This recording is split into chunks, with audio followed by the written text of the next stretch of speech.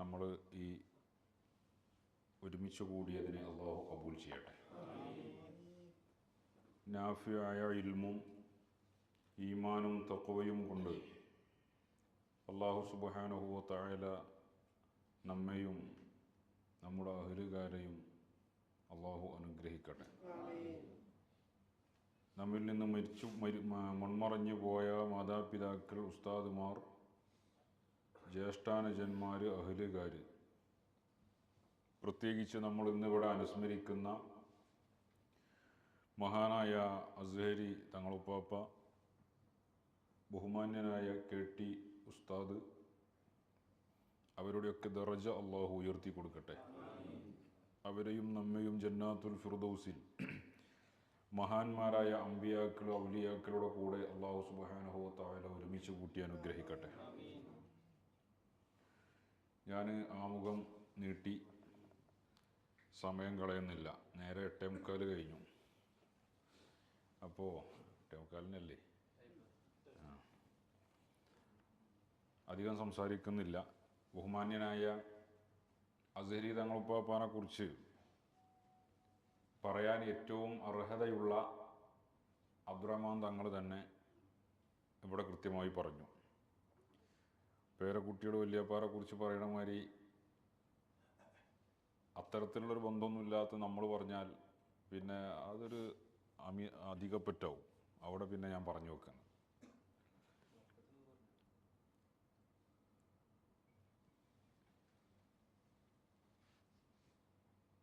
അസ്ഹരി തങ്ങൾ പാപ്പാനെ കുറിച്ച് ബർക്കത്തിന് പറയാന്ന് പറഞ്ഞാൽ അദ്ദേഹത്തിൻ്റെ പേര് പറയുന്നത് എൻ്റെ ബർക്കത്താണ്.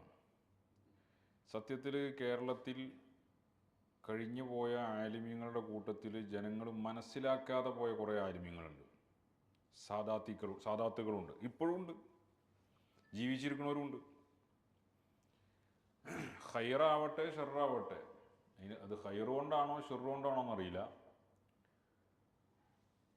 പല ആലിമീങ്ങളെയും ജനങ്ങൾ വേണ്ട രൂപത്തിൽ മനസ്സിലാവാതെ പോയിട്ടുണ്ട്. സാദാത്തുക്കളും അങ്ങനെ നമുക്ക് കുറേ നഷ്ടപ്പെട്ടു പോയിട്ടുണ്ട്. അള്ളാഹുവിനെ പേടിയുള്ള, തഖ്വയുള്ള, വറഅയുള്ള, ദുആക്ക് ഇജാബത്തുള്ള നല്ല സയ്യിദന്മാരെ നമ്മൾ പരിഗണിക്കാതെയും മൈൻഡ് ചെയ്യാതെയും അവരുടെ ഖദർ മനസ്സിലാക്കാതെയും ഒക്കെ കഴിഞ്ഞ കാലത്ത് നമുക്ക് നഷ്ടപ്പെട്ടു പോയിട്ടുണ്ട്. നിലവിൽ ഹയാത്തിലും അങ്ങനെ ഉണ്ട്. ഇതൊരു യാഥാർത്ഥ്യമാണ്. കാരണങ്ങൾ പലതും ആവാം. എന്ത് കാരണമായാലും കാരണം പരിഹരിക്കലല്ല ഇപ്പം നമ്മളെ കൊണ്ട് കഴിയുന്ന കാര്യമല്ല. പക്ഷെ അതൊരു യാഥാർത്ഥ്യമാണ്. അതിൽപ്പെട്ട ഒരാളാണ് ബഹുമാന്യനായ അസ്ഹരി തങ്ങളുപ്പാപ്പ. അല്ലാഹു സുബ്ഹാനഹു വ തആല മഹാനവറുകളുടെ ദറജ വർദ്ധിപ്പിച്ചു കൊടുക്കട്ടെ. ആ കാലഘട്ടത്തിൽ, അതായത് വെല്ലൂര് ബാക്കിയാത്തിൽ നിന്ന് ബാക്കവി ബിരുദം എടുത്ത് വന്ന് തലക്കടത്തൂർ ദർസ് നടത്തി അവിടെ നിന്ന് വീണ്ടും ദയ്യൂബന്ദിലേക്ക് പോവുകയാണ് പഠിക്കാൻ വേണ്ടി തന്നെ. ദയ്യൂബന്ദിക്കാണ് പോയിട്ട് പിന്നെ ആ വരവ് തിരിച്ചു വരുന്നത് വർഷങ്ങൾ കഴിഞ്ഞിട്ടാണ്. ദയ്യൂബന്ദിലേക്ക് പോയിട്ട് പിന്നെ അവിടെ നിന്ന് നേരെ ഈജിപ്തിലേക്ക് പോവുകയാണ്. അവിടെ നിന്ന് നേരത്തെ തങ്ങൾ പറഞ്ഞു, ലിബിയയിലെ സനൂസി യൂണിവേഴ്സിറ്റിയിൽ, അവിടെ നിന്ന് പിന്നെ സൗദി അറേബ്യയിലെ റിയാദ് യൂണിവേഴ്സിറ്റി 25 വർഷം, പിന്നെ അവിടെ നിന്ന് മക്കയിൽ 5ഉം 3ഉം വർഷങ്ങളായിട്ട് 8 വർഷം അങ്ങനെ. അതായത് ഒരു മനുഷ്യൻ്റെ ആയുസ്സിൻ്റെ പ്രധാന ഭാഗം മുഴുവനും ഒരു മലബാരിയായ കേരളീയനായ ഒരു പണ്ഡിതൻ സ്വപ്നം പോലും കാണാൻ കഴിയാത്ത അത്രയും വലിയ ഉന്നത മതകലാലയങ്ങളിലും യൂണിവേഴ്സിറ്റികളിലും അധ്യാപനം നടത്തി, നിരവധി ഗ്രന്ഥരചനകൾ നടത്തി, നമ്മിൽ നിന്ന് മറഞ്ഞുപോയ വലിയ മഹാനാണ് ബഹുമാനപ്പെട്ട സയ്യിദ് അസ്ഹരി തങ്ങൾ.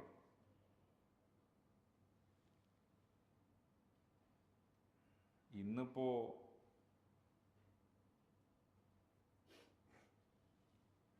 ഈ നമ്മുടെയൊക്കെ സ്ഥാപനങ്ങളുടെയൊക്കെ പരസ്യങ്ങളും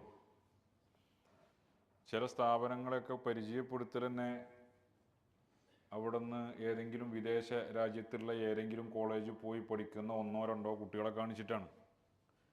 നമ്മളെ സ്ഥാപനത്തിൽ നിന്ന് പോയതാ ഇന്ന ആളുകൾ, 100 ആൾ പഠിച്ചൊരു സ്ഥാപനത്തിൽ നിന്ന് 2 ആൾ വല്ല ഈജിപ്തിലോ തുർക്കിയിലോ പോയാൽ അത് ഈ കാലത്ത് അത് ഭയങ്കര ഹൈലൈറ്റ് ചെയ്തിട്ട് നിങ്ങൾ കണ്ടിട്ടില്ലേ? ഇത് ലോകത്ത് ആദ്യമായിട്ട് നടന്നൊരു സംഭവം പോലെയാണ് പലരും അവതരിപ്പിക്കാറുള്ളത്.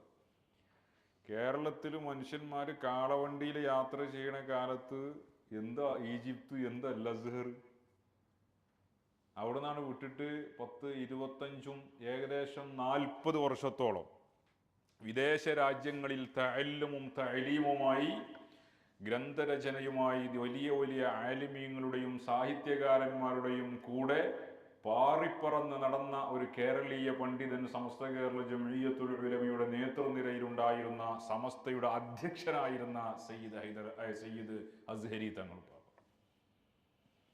പുതിയ തലമുറക്ക് അസ്ഹരി തങ്ങൾ പാപ്പാനെ കുറിച്ച് ശരിക്കും പറഞ്ഞു കൊടുക്കണം. അറിയുന്ന ആളുകൾ, അസ്ഹരി തങ്ങളുടെ സമകാലികരോ അബ്ദുറഹ്മാൻ തങ്ങളെ പോലത്തെ ആളുകൾക്കൊക്കെ ആ വിഷയത്തിൽ ശരിക്കും നല്ലൊരു ഡോക്യുമെൻ്റ് തന്നെ തയ്യാറാക്കണം എന്നാണ് നമുക്ക് ഈ ഒരു അവസരത്തിൽ ബഹുമാനപ്പെട്ട അസ്ഹരി തങ്ങൾ പാപ്പാൻ്റെ അനുസ്മരണ പരിപാടിയിൽ നമുക്ക് പറയാനുള്ളത്. എനിക്ക് തോന്നുന്നു അങ്ങനെ ഒരു ഡോക്യുമെൻ്ററി ഇറങ്ങിയിട്ടില്ല. അങ്ങനെ ഒരു ഡോക്യുമെൻ്ററി വേണം. അസ്ഹരി തങ്ങൾ പാപ്പാനെ കുറിച്ച് കൃത്യമായി പൊതുജനങ്ങൾക്ക് കേരളത്തിലുണ്ടായിരുന്ന ആലിമീങ്ങൾ ആരായിരുന്നു, എങ്ങനെയുള്ളവരായിരുന്നു എന്ന് മനസ്സിലാക്കാൻ അത് ഉപകരിക്കും. ആളുകളുടെ ഖദർ മനസ്സിലാക്കാതെ പോയത്. അസ്ഹരി തങ്ങൾ പാപ്പാനെ കുറിച്ച് പറയുമ്പോൾ പലരും അദ്ദേഹത്തിൻ്റെ അവസാന കാലഘട്ടത്തിൽ ഉണ്ടായ ചെറിയ ചെറിയ ഈ അസ്വസ്ഥതകൾ, അസ്വാരസ്യങ്ങളെ കുറിച്ചൊക്കെയാണ് ഹൈലൈറ്റ് ചെയ്യുക. അതാണ് പലരും ഇഷ്ടപ്പെടുന്നത്. സമസ്തയുടെ ശത്രുക്കളാണെങ്കിലും അതാണ് താല്പര്യപ്പെടുന്നത്, സമസ്തയെ അടിക്കാൻ. അതിൻ്റെ കാരണങ്ങളെക്കുറിച്ച് അബ്ദുറഹ്മാൻ തങ്ങളോട് പറഞ്ഞു. അതിൻ്റെ കാരണങ്ങളിലേക്ക് വല്ലാതെ ആഴ്ന്ന് ഇറങ്ങാതിരിക്കലാണ് നല്ലത്. ചെളിവെള്ളത്തേക്ക് വല്ലാതെ ഊളിട്ടിറങ്ങാതിരിക്കലാണ് നമ്മളെ തടിക്ക് നല്ലത്. മനസ്സിലായില്ലേ? അതുകൊണ്ട് അങ്ങോട്ട് വല്ലാതെ ഊളിട്ടിറങ്ങുന്നില്ല. അല്ലെങ്കിൽ തന്നെ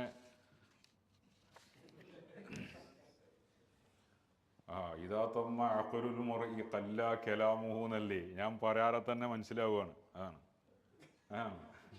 അഖിലൊരൽപ്പം ഉള്ളവർക്ക് അല്പവാചകം പോരെ അല്ലേ, കാര്യം മനസ്സിലാക്കാൻ എന്തിനാ കുറേയേറെ എന്ന് പറഞ്ഞില്ലേ? അത്രേ ഉള്ളൂ. അപ്പോൾ സമസ്ത കേരള ജംഇയ്യത്തുൽ ഉലമയുടെ നേതൃനിരയിൽ കേരളീയ മുസ്ലിം ഉമ്മത്തിൻ്റെ ഇടയിൽ ജീവിച്ച് മൺമറഞ്ഞു പോയ വലിയ വലിയ മഹാപണ്ഡിത ശ്രേഷ്ഠരുടെ ഇടയിൽ മലയാളികൾ തിരിച്ചറിയപ്പെടാതെ പോയതും ഇനിയെങ്കിലും കേരളത്തിലുള്ള ജനതയ്ക്ക് പരിചയപ്പെടുത്തി കൊടുക്കൽ അനിവാര്യവുമായ വ്യക്തിയാണ് ബഹുമാനപ്പെട്ട അസ്ഹരി തങ്ങൾ പാപ്പ. അത്ര മാത്രമേ അത് സംബന്ധമായി ഇപ്പോൾ അദ്ദേഹത്തിൻ്റെ തന്നെ പൗത്രൻ അബ്ദുറഹ്മാൻ തങ്ങൾ ഉള്ള ഒരു സാന്നിധ്യത്തിൽ ഞാൻ പറയുന്നുള്ളൂ. അല്ലാഹു സുബ്ഹാനഹു വ തആല മഹാനവറുകളുടെ കൂടെ ജന്നാത്തുൻ നഈമിൽ പരസ്പരം കണ്ടുമുട്ടാനും ഒരുമിച്ച് കൂടാനും അല്ലാഹു തൗഫീഖ് ചെയ്യട്ടെ. അതുപോലെ ബഹുമാനപ്പെട്ട KT മാനു മുസ്ലിയാർ നവ്വറല്ലാഹു മർഖദഹു വനഫഅനാ ബിഹി ഫിദ്ദാറൈൻ, KT ഉസ്താദിനെ ഒരു സംഘാടകനായിട്ടാണ് ജനങ്ങൾ അധികവും മനസ്സിലാക്കിയിട്ടുള്ളത്. KT ഉസ്താദ് വലിയൊരു ആലിമായിരുന്നു. KT ഉസ്താദ് വലിയ ഒരു ആലിമായിരുന്നു, നിമിഷ കവിയായിരുന്നു. അറബിയിലാണെങ്കിലും മലയാളത്തിലാണെങ്കിലും ഏത് ഭാഷയിലും. ഇത് KT ഉസ്താദിൻ്റെ ഒരു ഗ്രന്ഥമാണ്, മങ്കൂലും മിൻ മദ്ഹിർ റസൂലി സ്വല്ലല്ലാഹു അലൈഹി വസല്ലം. ഇതൊക്കെ വലിയ കാഴ്ചപ്പാടുള്ള ആളുകൾ മാത്രം ചെയ്യുന്ന സേവനാണ്.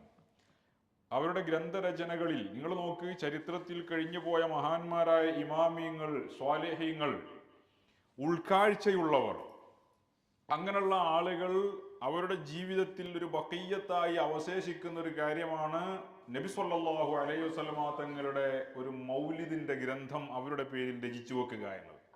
അത് ഉൾക്കാഴ്ചയുള്ള ആളുകൾ ആത്മീയമായി അവരുടെ കണ്ണുകൾ എത്രമാത്രം തുറന്നിരിക്കുന്നു എന്ന് ബോധ്യപ്പെടുന്നതാണ്. ബഹുമാനപ്പെട്ട ശൈഖുന ശംസുൽ ഉലമ ഗ്രന്ഥരചന നടത്തിയില്ലാത്തതിന് പലരും പരിതപിക്കാറുണ്ട്. അല്ലേ? ഇപ്പോ ഞാൻ അതിനെക്കുറിച്ച്, നമുക്കൊക്കെ മുമ്പ് അങ്ങനെ തോന്നിയിരുന്നു, മൂപ്പര് കുറേ എന്തോ എഴുതി വെച്ചിരുന്നെങ്കിൽ നമ്മളെ പോലത്തെ ആൾക്കാർക്കൊക്കെ ഉപകാരമായിരുന്നു. പക്ഷെ ഇപ്പൊ എനിക്ക് തോന്നുക ശംസുൽ ഉലമ വലിയ ദീർഘവീക്ഷണമുള്ള ആളല്ലേ. ശംസുൽ ഉലമയുടെ ഗ്രന്ഥം, അങ്ങനെ ശംസുൽ ഉലമയുടെ ഗഹനമായ ഗ്രന്ഥരചന നടത്തിയിരുന്നുവെങ്കിൽ, ശംസുൽ ഉലമ ഗഹനമായ ഗ്രന്ഥരചന നടത്തിയിരുന്നുവെങ്കിൽ, ശംസുൽ ഉലമയ അഗാധ ജ്ഞാനമുള്ള, ആത്മീയ ജ്ഞാനമുള്ള, വിശുദ്ധ ഖുർആനാണെങ്കിലും ഹദീസുകളാണെങ്കിലും ഏത് ഗ്രന്ഥങ്ങളാണെങ്കിലും അതിൻ്റെ ബാഹ്യാർത്ഥത്തേക്കാൾ അതിൻ്റെ ആന്തരിക നാനാവിധത്തിലുള്ള ആശയങ്ങളെയും പൂർണ്ണമായും ഗ്രഹിച്ച ഒരു പണ്ഡിതനാണ് ശംസുൽ ഉലമ. അങ്ങനെയുള്ള ശംസുൽ ഉലമ ഒരു ഗ്രന്ഥം രചിച്ചിരുന്നെങ്കിൽ ഇന്നത്തെ ഈ കൗമല്ലേ ദുർവ്യാഖ്യാനിച്ചിട്ട് അതിനെ ഏതൊക്കെ കോലത്തിലാവും. അതിനെ ഇപ്പൊ സയ്യിദുൽ ഉലമയുടെ പ്രഭാഷണങ്ങളും അതിലെ പ്രയോഗങ്ങളെയൊക്കെ ദുർവ്യാഖ്യാനിക്കണില്ലേ. എല്ലാവരും ആലിമീങ്ങളല്ലേ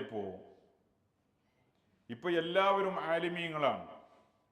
ആകെ പഠിക്കണ നമ്മൾ പഴയ കാലത്ത് ഇപ്പൊ സയ്യിദ് അസരി തങ്ങൾ പാപ്പാനെ കുറിച്ച് നമ്മൾ പറഞ്ഞു. പഠനകാലം കഴിഞ്ഞ് സനത് വാങ്ങി വന്ന് ഏതാനും 1-2 വർഷം ദർസ് നടത്തി വീണ്ടും ദയൂബന്ദിൽ പോയി, അവിടുന്ന് അസ്ഹറിൽ പോയി, പിന്നെ അങ്ങനെ ഒരു സഞ്ചാരാണത്. അങ്ങനെയുള്ള ആലിമീങ്ങൾ ഇന്ന് നമ്മൾ പഠിക്കുന്നത് ആകെ എത്ര വർഷ?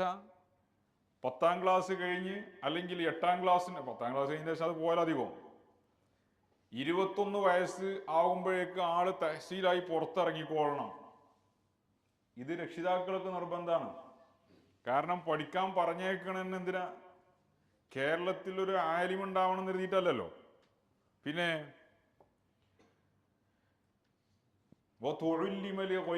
എന്ന് പറഞ്ഞു നബി സല്ലല്ലാഹു അലൈഹി വസല്ലം തങ്ങൾ. ദീനിന്റെ ആവശ്യത്തിനല്ലാതെ ഇൽമു പഠിപ്പിക്കപ്പെടുന്ന ഒരു കാലഘട്ടത്തിലാണ് നമ്മൾ ജീവിക്കുന്നത്. സ്ഥാപനങ്ങളെ പരിചയപ്പെടുത്തുന്നത് തന്നെ ഭൗതികമായ വാഗ്ദാനങ്ങൾ പറഞ്ഞിട്ടാണ്. അങ്ങനെയുള്ള സ്ഥാപനങ്ങളിൽ ഈ ഏതാനും 5 വർഷം 6 വർഷം ഏറിയ 10, 8ആണ് കണക്ക്, ഏറിയ 10, ഈ 10 വർഷത്തിൻ്റെ ഉള്ളിൽ എന്തൊക്കെ പഠിക്കണം? രണ്ടും പഠിക്കണം. ഇതിൽ രണ്ടിനും കൂടി സമയം 24 മണിക്കൂർ. ഇപ്പോൾ പഴയ 24 മണിക്കൂർ കിട്ടുന്നത് പോലും കിട്ടാത്ത കാലമാണ്. നമ്മൾ ചെറിയ കുട്ടികളായിരുന്ന കാലത്ത് രാവിലെ നമ്മൾ എണീറ്റ് തീ കായാറുണ്ടായിരുന്നു. നമുക്ക് ഓർമ്മ ഉണ്ടോ? തീ കായും അല്ലേ? ഇന്ന് നിങ്ങളെവിടെയെങ്കിലും തീ കായണുണ്ടോ? ഊട്ടിയിലുണ്ടാവും, നമ്മളെ നാട്ടിൽ തീ കായണില്ല. എന്താ? തീ കായാനിരുന്ന ഓൻ്റെ മദ്രസയും പോവും, സ്കൂളും പോവും. തീ കായേണ്ട ആവശ്യമല്ല ഒന്ന്. ഞാൻ അഥവാ ഓനതിനിരുന്ന ഓന് മദ്രസയും ഉണ്ടാവില്ല, സ്കൂളും ഉണ്ടാവില്ല, ചോറ് കഴിക്കാൻ വരേണ്ടി വരും. അപ്പോഴേക്കും ഉച്ചയായിട്ടുണ്ടാവും. അത്രയും ഫാസ്റ്റാണ് സമയം. ഈ കാലത്ത് നമ്മൾ 8ഉം 10ഉം വർഷങ്ങളെ കൊണ്ട് ഈ 2 വിദ്യാഭ്യാസം കൂടിയും പഠിച്ച് സകല എക്സാമും പരീക്ഷയും എല്ലാം എഴുതിയിട്ട് പുറത്തു വരുന്ന നമ്മളാണിപ്പോൾ വലിയ വലിയ ആലിമീങ്ങളെ വിചാരണ നടത്തുന്ന ആളുകൾ. അങ്ങനത്തെ ഒരു സമാനിലാണ് നമ്മൾ ജീവിക്കുന്നത്. അതുകൊണ്ട് ശൈഖുനാ ശംസുൽ ഉലമ ഗ്രന്ഥം രചിച്ചിരുന്നെങ്കിൽ അതിനൊക്കെ ദുർവ്യാഖ്യാനിച്ച് എരപ്പാക്കുമായിരുന്നു. മഹാനവറുകളുടെ ദീർഘവീക്ഷണമായിരിക്കും അതെന്നാണ് ഞാൻ മനസ്സിലാക്കുന്നത്. പക്ഷേ ശംസുൽ ഉലമ രചിച്ചു മഹാന്മാരുടെ മൗലിദ്, നബി സല്ലല്ലാഹു അലൈഹി വസല്ലമ തങ്ങളുടെ മൗലിദ്, മഹാന്മാരായ ഔലിയാക്കളെ കുറിച്ച് അവരുടെ മൗലിദുകൾ, ഇതൊക്കെ ബഹുമാനപ്പെട്ട ശംസുൽ ഉലമ രചിച്ചു. എന്നതുപോലെ ഉൾക്കാഴ്ചയുള്ള മഹാന്മാരുടെ പ്രവർത്തനമാണ് അവരുടെ ഒരു വഖിയ്യത്തായിട്ട് നബി സല്ലല്ലാഹു അലൈഹി വസല്ലമ തങ്ങളുടെ ഒരു മദ്ഹ്, ഒരു മൗലിദിന്റെ ഗ്രന്ഥം ഇവിടെ രചിക്കുക എന്നത്. ബഹുമാനപ്പെട്ട KT ഉസ്താദിന്റെ മൗലിദിന്റെ ഗ്രന്ഥമാണ് ഈ കണ്ടത്. വലിയ കഴിവുള്ള മഹാനായിരുന്നു. 1932 ആണ് മഹാനവറുകൾ ജനിക്കുന്നത്. ആ കാലഘട്ടത്തിലുള്ള പ്രമുഖരായ പണ്ഡിതന്മാർ ബഹുമാനപ്പെട്ട കാട്ടുകണ്ടൻ കുഞ്ഞമ്മദ് മുസ്ലിയാർ, ആലിപ്പറമ്പ് കുഞ്ഞീദ് മുസ്ലിയാർ, ഇവരൊക്കെയായിരുന്നു മഹാനവറുകളുടെ ഉസ്താദുമാർ. അതിനുശേഷം ആ കാലഘട്ടത്തിലുള്ള വളരെ പ്രമുഖനായ അരിപ്ര മൊയ്തീനാജി എന്ന പേരിൽ പ്രസിദ്ധനായ CK മൊയ്തീൻ ഹാജി എന്ന് പറയുന്നത് നമ്മളിപ്പോൾ ഈ കാലത്ത് ഹാജിയന്മാർ ഹാജി എന്ന് പറയും. പക്ഷെ ആ കാലത്ത് ഹജ്ജ് ചെയ്തു വന്ന ഏത് ആലിമാണെങ്കിലും അവരെ ഹാജി എന്നുള്ള പേരിലാണ് അത് കൂട്ടിയിട്ട് ആളുകൾ വിളിക്കൊള്ളിരുന്നു. ഈ അരിപ്ര മൊയ്തീൻ ഹാജിനെ കുറിച്ച് നമ്മളൊന്ന് പഠിക്കേണ്ടതുണ്ട്. ആര്? ബഹുമാനപ്പെട്ട KT ഉസ്താദിന്റെ പ്രധാന ഗുരുനാഥനായ അരിപ്ര മൊയ്തീൻ ഹാജി, അദ്ദേഹത്തെ കുറിച്ച് നമ്മൾ പഠിക്കേണ്ടതുണ്ട്. അരിപ്ര മൊയ്തീൻ ഹാജിയെ കുറിച്ച് നമ്മൾ പഠിച്ചാൽ KT മാന മുസ്ലിയാരെ കുറിച്ച് പിന്നെ നമ്മൾ കൂടുതൽ പഠിക്കേണ്ടി വരില്ല. KT ഉസ്താദിന്റെ ഇൽമിയായ കരുത്തും ഖനവും എത്രയുണ്ട് എന്ന് അരിപ്ര മൊയ്തീൻ ഹാജിയെ കുറിച്ച് മനസ്സിലാക്കിയാൽ മതി. ബഹുമാനപ്പെട്ടവരുടെ ഉസ്താദായ അരിപ്ര മൊയ്തീൻ ഹാജി എന്നവർ വെല്ലൂർ, ഇതേ പറഞ്ഞ പോലെ തന്നെ വെല്ലൂർ ബാക്കിയാത്തിൽ നിന്ന് തിരിച്ചു വന്ന് ബഹുമാനപ്പെട്ടവരും ഇതുപോലെ മക്കയിലേക്ക് ഹജ്ജും ഉംറയും നിർവഹിക്കാൻ വേണ്ടി മക്കയിൽ പോയി അവിടെ വിദ്യാർത്ഥിയായി ജീവിച്ചു. പ്രമുഖരായ ആ കാലഘട്ടത്തിലുള്ള വലിയ വലിയ ആലിമീങ്ങളിൽ നിന്ന് മഹാനവറുകൾ വിജ്ഞാനം അഭ്യസിക്കുകയാണ്. ആ കാലഘട്ടത്തിലുള്ള വലിയ വലിയ ആലിമീങ്ങൾ എന്ന് പറഞ്ഞാൽ ബഹുമാനപ്പെട്ട ബാ ജുനൈദുൽ മക്കി, മുഹമ്മദ് സ്വാലിഹ് മക്കി, അതേപോലെ Sheikh Ahmad bin Abubakar Shatta, അത് നമ്മുടെ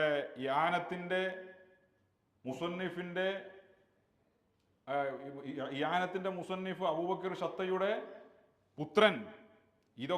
ഇവരൊക്കെ ബഹുമാനപ്പെട്ട അരിപ്ര മൊയ്തീൻ ഹാജിയുടെ ഗുരുനാഥന്മാരാ മക്കയിൽ നിന്ന്. കേരളത്തിലുള്ളൊരു പണ്ഡിതനാണ്. 1920-ന്റെയും 50-ന്റെയും ഇടയിൽ നടക്കുന്ന സംഭവങ്ങളാണത്. അതായത് മാപ്പിള ലഹളയും ദാരിദ്ര്യവും പ്രശ്നങ്ങളും ഒക്കെ ഒരു ഭാഗത്ത്. ആ കാലത്താണ് ആ മനുഷ്യൻ അവിടെ നിന്ന് തൻ്റെ 21-ാമത്തെ വയസ്സിൽ മക്കയിലേക്ക് യാത്ര ചെയ്യുന്നതും അവിടെ വിദ്യാർത്ഥിയായി ജീവിക്കുന്നതും. അങ്ങനെ ഇരിക്കെ ഒരിക്കൽ ത്വായിഫിൽ ചെന്ന് ബഹുമാനപ്പെട്ട ഇബ്നു അബ്ബാസ് റളിയല്ലാഹു അൻഹുവിന്റെ ഖബർ സിയാറത്ത് ചെയ്ത ശേഷം തിരിച്ചു വന്ന് അന്ന് രാത്രി അദ്ദേഹം ഒരു സ്വപ്നം കാണുകയാണ്. നബി സല്ലല്ലാഹു അലൈഹി വസല്ലമ തങ്ങളെയാണ് കാണുന്നത്. മദീനയിലേക്ക് പോവാൻ തങ്ങൾ നിർദ്ദേശിക്കുന്നതായിട്ടാണ് കണ്ടത്. അങ്ങനെ മദീനയിലേക്ക് പോവുകയാണ്. മദീനയിൽ ചെന്നു. അവിടെ ഈ പറഞ്ഞ പോലെ ബഹുമാനപ്പെട്ട യൂസുഫ് നബ്ഹാനി തങ്ങളെ സുന്നത്ത് ജമാഅത്തിന്റെ ആലിമീങ്ങൾക്ക് പരിചയപ്പെടുത്തി കൊടുക്കേണ്ടതില്ല. സുന്നത്ത് ജമാഅത്തിന്റെ ഷെയ്ഖ് സൈനി ദഹ്ലാന്റെ ശിഷ്യന്മാരിൽ പ്രധാനിയാണ് ബഹുമാനപ്പെട്ടവർ. അവരൊക്കെ ഈ ആധുനിക കാലഘട്ടത്തിൽ സുന്നത്ത് ജമാഅത്തിന്റെ ആദർശത്തിനൊരു ചിട്ട, അതായത് ശത്രുക്കൾ സുന്നത്ത് ജമാഅത്തിനെ ചോദ്യം ചെയ്യുന്ന ആളുകൾ രംഗത്ത് വന്ന ശേഷം ഈ ഖണ്ഡനത്തിനും അവരെ നേരിടാനും കൃത്യമായൊരു ചിട്ട രൂപപ്പെടുത്തിയെടുത്തതിൽ വലിയ പങ്ക് വഹിച്ച മഹാന്മാരാണ് യൂസുഫ് നബ്ഹാനി തങ്ങളും സൈനി ദഹ്ലാൻ തങ്ങളൊക്കെ. അപ്പോൾ യൂസുഫ് നബ്ഹാനിയുടെ ആണ് മദീനയിൽ വെച്ച് അരിപ്ര മൊയ്തീൻ ഹാജിയുടെ ഉസ്താദുമാരിൽ പ്രമുഖനായ ഒരാൾ. അതുപോലെ ആ കാലത്തുള്ള ഷെയ്ഖുൽ അസ്ഹർ ആയിരുന്ന യാസീൻ ബിൻ അഹ്മദുൽ ഖിയാമി, ഇങ്ങനെയുള്ള പ്രമുഖരായ ആലിമീങ്ങളിൽ നിന്ന് വിജ്ഞാനം നുകർന്ന ശേഷം പിന്നീട് ബഹുമാനപ്പെട്ടവർ നാട്ടിൽ വരികയും നാട്ടിൽ പല ഭാഗങ്ങളിലും ദർസ് നടത്തുകയും ചെയ്തു. ആ കൂട്ടത്തിൽ ബഹുമാനപ്പെട്ടവർ ഏറ്റവും കൂടുതൽ കാലം നിന്നത് കരുവാരകുണ്ട് തന്നെയാണ്. ഏകദേശം 10-15 വർഷത്തോളം കരുവാരകുണ്ട് ബഹുമാനപ്പെട്ടവർ ദർസ് നടത്തിയിട്ടുണ്ട്. ആര്? അരിപ്ര മൊയ്തീൻ ഹാജി. ആ കാലഘട്ടത്തിലായിരിക്കാം ബഹുമാനപ്പെട്ട KT ഉസ്താദ് അവിടെ വിദ്യാഭ്യാസം നടത്തിയത്. അപ്പോൾ KT ഉസ്താദ് ആളുകളുടെ കാഴ്ചയിൽ KT ഉസ്താദിനെ ഒരു സംഘാടകൻ എന്ന അർത്ഥത്തിൽ മാത്രമാണ് പലരും വിലയിരുത്തുന്നത്. പക്ഷേ നമ്മൾ മനസ്സിലാക്കേണ്ടത് 1971 മഹാനായ KT ഉസ്താദ് മുഷാവറയിലേക്ക് വരുന്നുണ്ട്. 1971 KT ഉസ്താദ് ബാക്കിയാത്തിൽ നിന്ന് വന്ന് മഹാനവറുകൾ ഇരിങ്ങാട്ടിരിയിൽ തന്നെയാണ് ദർസ് നടത്തിയിരുന്നത്. ഇരിങ്ങാട്ടിരിയിൽ ബഹുമാനപ്പെട്ടവരുടെ അടുക്കൽ പഠിച്ച ആളുകളാണ് ഇന്നും സമസ്തയുടെ നേതൃപദവി വളരെ സൂക്ഷ്മതയോടെ അലങ്കരിക്കുന്ന വാക്കോട് മൊയ്തീൻ കുട്ടി ഫൈസി ഉസ്താദിനെ പോലുള്ള മഹത്തുക്കൾ. KT ഉസ്താദിന്റെ ശിഷ്യന്മാരാണ് അവർ. പിന്നീട് ഉസ്താദ് ദാറുൻ നജാത്തിലേക്ക് ഇറങ്ങുകയാണ്. അത് ആ സേവന വഴി. പിന്നെ ദാറുൻ നജാത്ത് തന്നെയായിരുന്നു KT ഉസ്താദിന്റെ ഒരു പകുതി ഭാഗം. ബാക്കി സമസ്തയും ദാറുൻ നജാത്തും ഇതായിരുന്നു പിന്നെ KT ഉസ്താദിന്റെ ലോകം. അതുകൊണ്ട് തന്നെ KT ഉസ്താദിനെ കാണുന്ന ആളുകളൊക്കെ ഒരു സംഘാടകൻ എന്ന രീതിയിലാണ് KT ഉസ്താദിനെ വിലയിരുത്തിയിട്ടുണ്ടാവുക. അദ്ദേഹത്തിന്റെ ഇൽമിനെ കുറിച്ചോ ഗുരുനാഥന്മാരെ കുറിച്ചോ ഇൽമിന് ചെയ്ത സേവനങ്ങളെ കുറിച്ചൊന്നും അധികം ആളുകൾക്കും അറിയില്ല. ആ കാലഘട്ടത്തിൽ തന്നെ അദ്ദേഹം ഫത്വ ബോർഡ് മെമ്പറുമാണ്. ശൈഖുനാ ശംസുൽ ഉലമ, കണ്ണിയത്ത് ഉസ്താദ്, അതേപോലെ വലിയ വലിയ ആളുകളൊക്കെ ഉള്ള കാലഘട്ടത്തിൽ സമസ്തയുടെ ഫത്വ ബോർഡ് എന്ന് പറഞ്ഞാൽ മുഷാവറ പോലെ 40 ആളുകളുള്ള ബോർഡല്ല. ഈ 40 ആളുകളിൽ നിന്നും ഫത്വ ബോർഡിലേക്ക് എടുക്കണമെങ്കിൽ അതിന് വേറൊരു ക്വാളിറ്റി തന്നെ വേണം. അതിന് യോഗ്യത ഉണ്ടാവുക എന്ന് പറഞ്ഞാൽ ഈ മഹാന്മാരൊക്കെ അദ്ദേഹത്തിന്റെ പാണ്ഡിത്യത്തെ തിരിച്ചറിഞ്ഞിരുന്നു എന്ന് വേണം മനസ്സിലാക്കാൻ. അപ്പോ അരിപ്ര മൊയ്തീൻ ഹാജിന്റെ ശിഷ്യനാണെന്നുള്ള തന്നെ ആ മനുഷ്യന്റെ ഒരു കനാണ്. ഉസ്താദുമാർ നന്നാകുക എന്നുള്ളത് വലിയ കാര്യമാണ്. ഇന്ന് നമുക്ക് ഇല്ലാതെ പോയതും അതാണ്.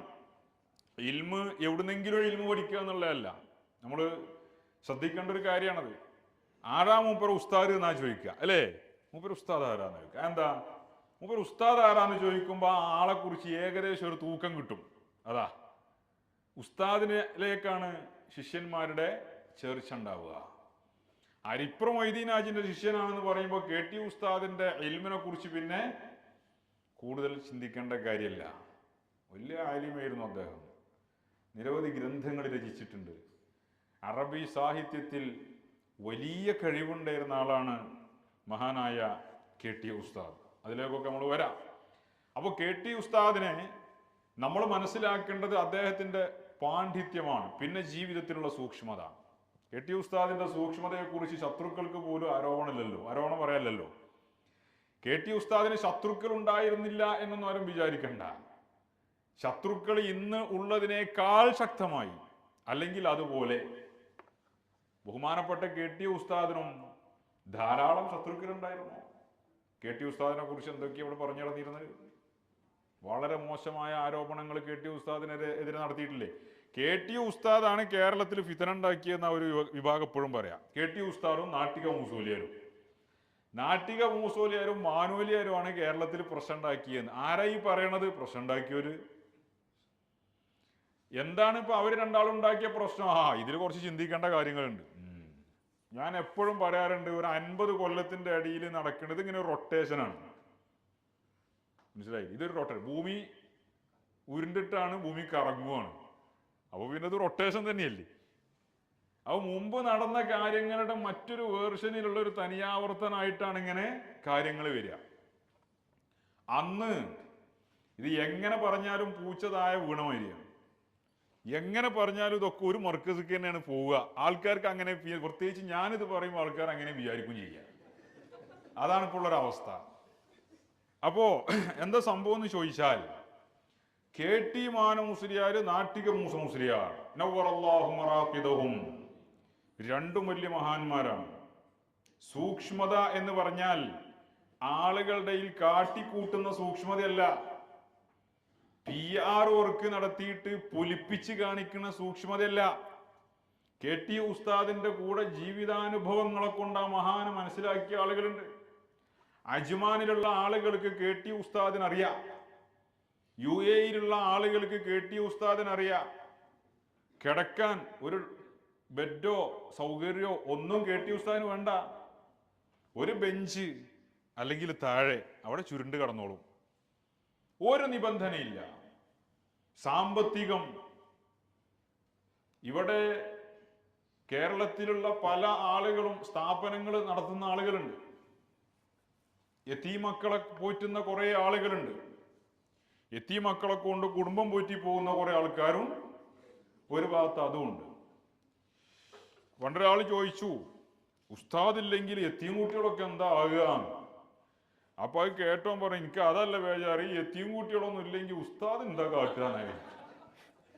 ആ രീതിയിൽ കേരളത്തിൽ യത്തീം മക്കളെ കൊണ്ട് ജീവിച്ചു പോകുന്ന കുറെ സ്ഥാപനങ്ങളും ആളുകളുണ്ട്. അവരൊക്കെ രൂപഭാവങ്ങളിലും ആകാര സൗഷ്ഠവത്തിലും അതേപോലെ അവരുടെ പെരുമാറ്റത്തിലുമൊക്കെ KT ഉസ്താദിനെ ഒരാൾ കണ്ടാൽ ആ ഏതൊരു സാധാ മൂലയിരുന്നാ പറയാ. ഇയാളെ കണ്ടാൽ പരിവാരങ്ങളും അല്ലേ ഒരുക്കങ്ങളും മറ്റു ജാടകളൊക്കെ കാണുമ്പോ വലിയുല്ലാഹി എന്നൊക്കെയാണ് ആളുകൾക്ക് തോന്നിപ്പോവുക.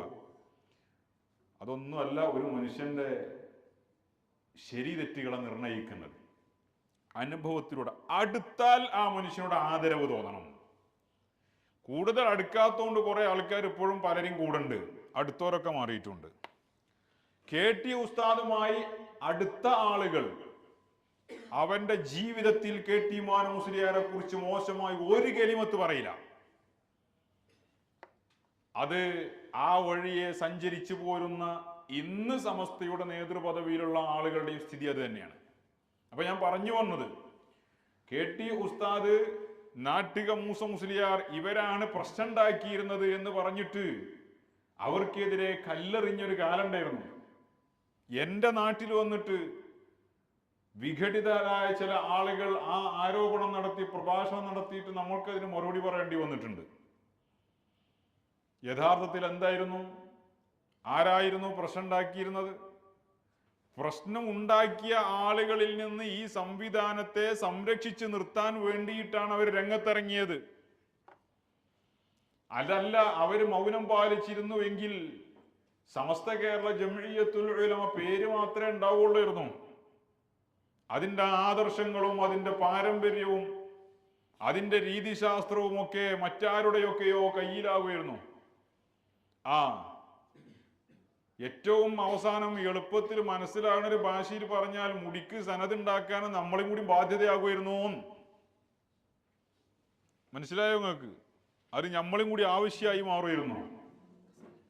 പലതിനും നമ്മൾ ന്യായീകരണങ്ങൾ ഉണ്ടാക്കേണ്ടി വരുമായിരുന്നു. അല്ലെങ്കിൽ നമ്മളൊക്കെ കൂടെ ഈമാൻ പഴിച്ച് വേറെ എന്തെങ്കിലും ആയി മാറുമായിരുന്നു.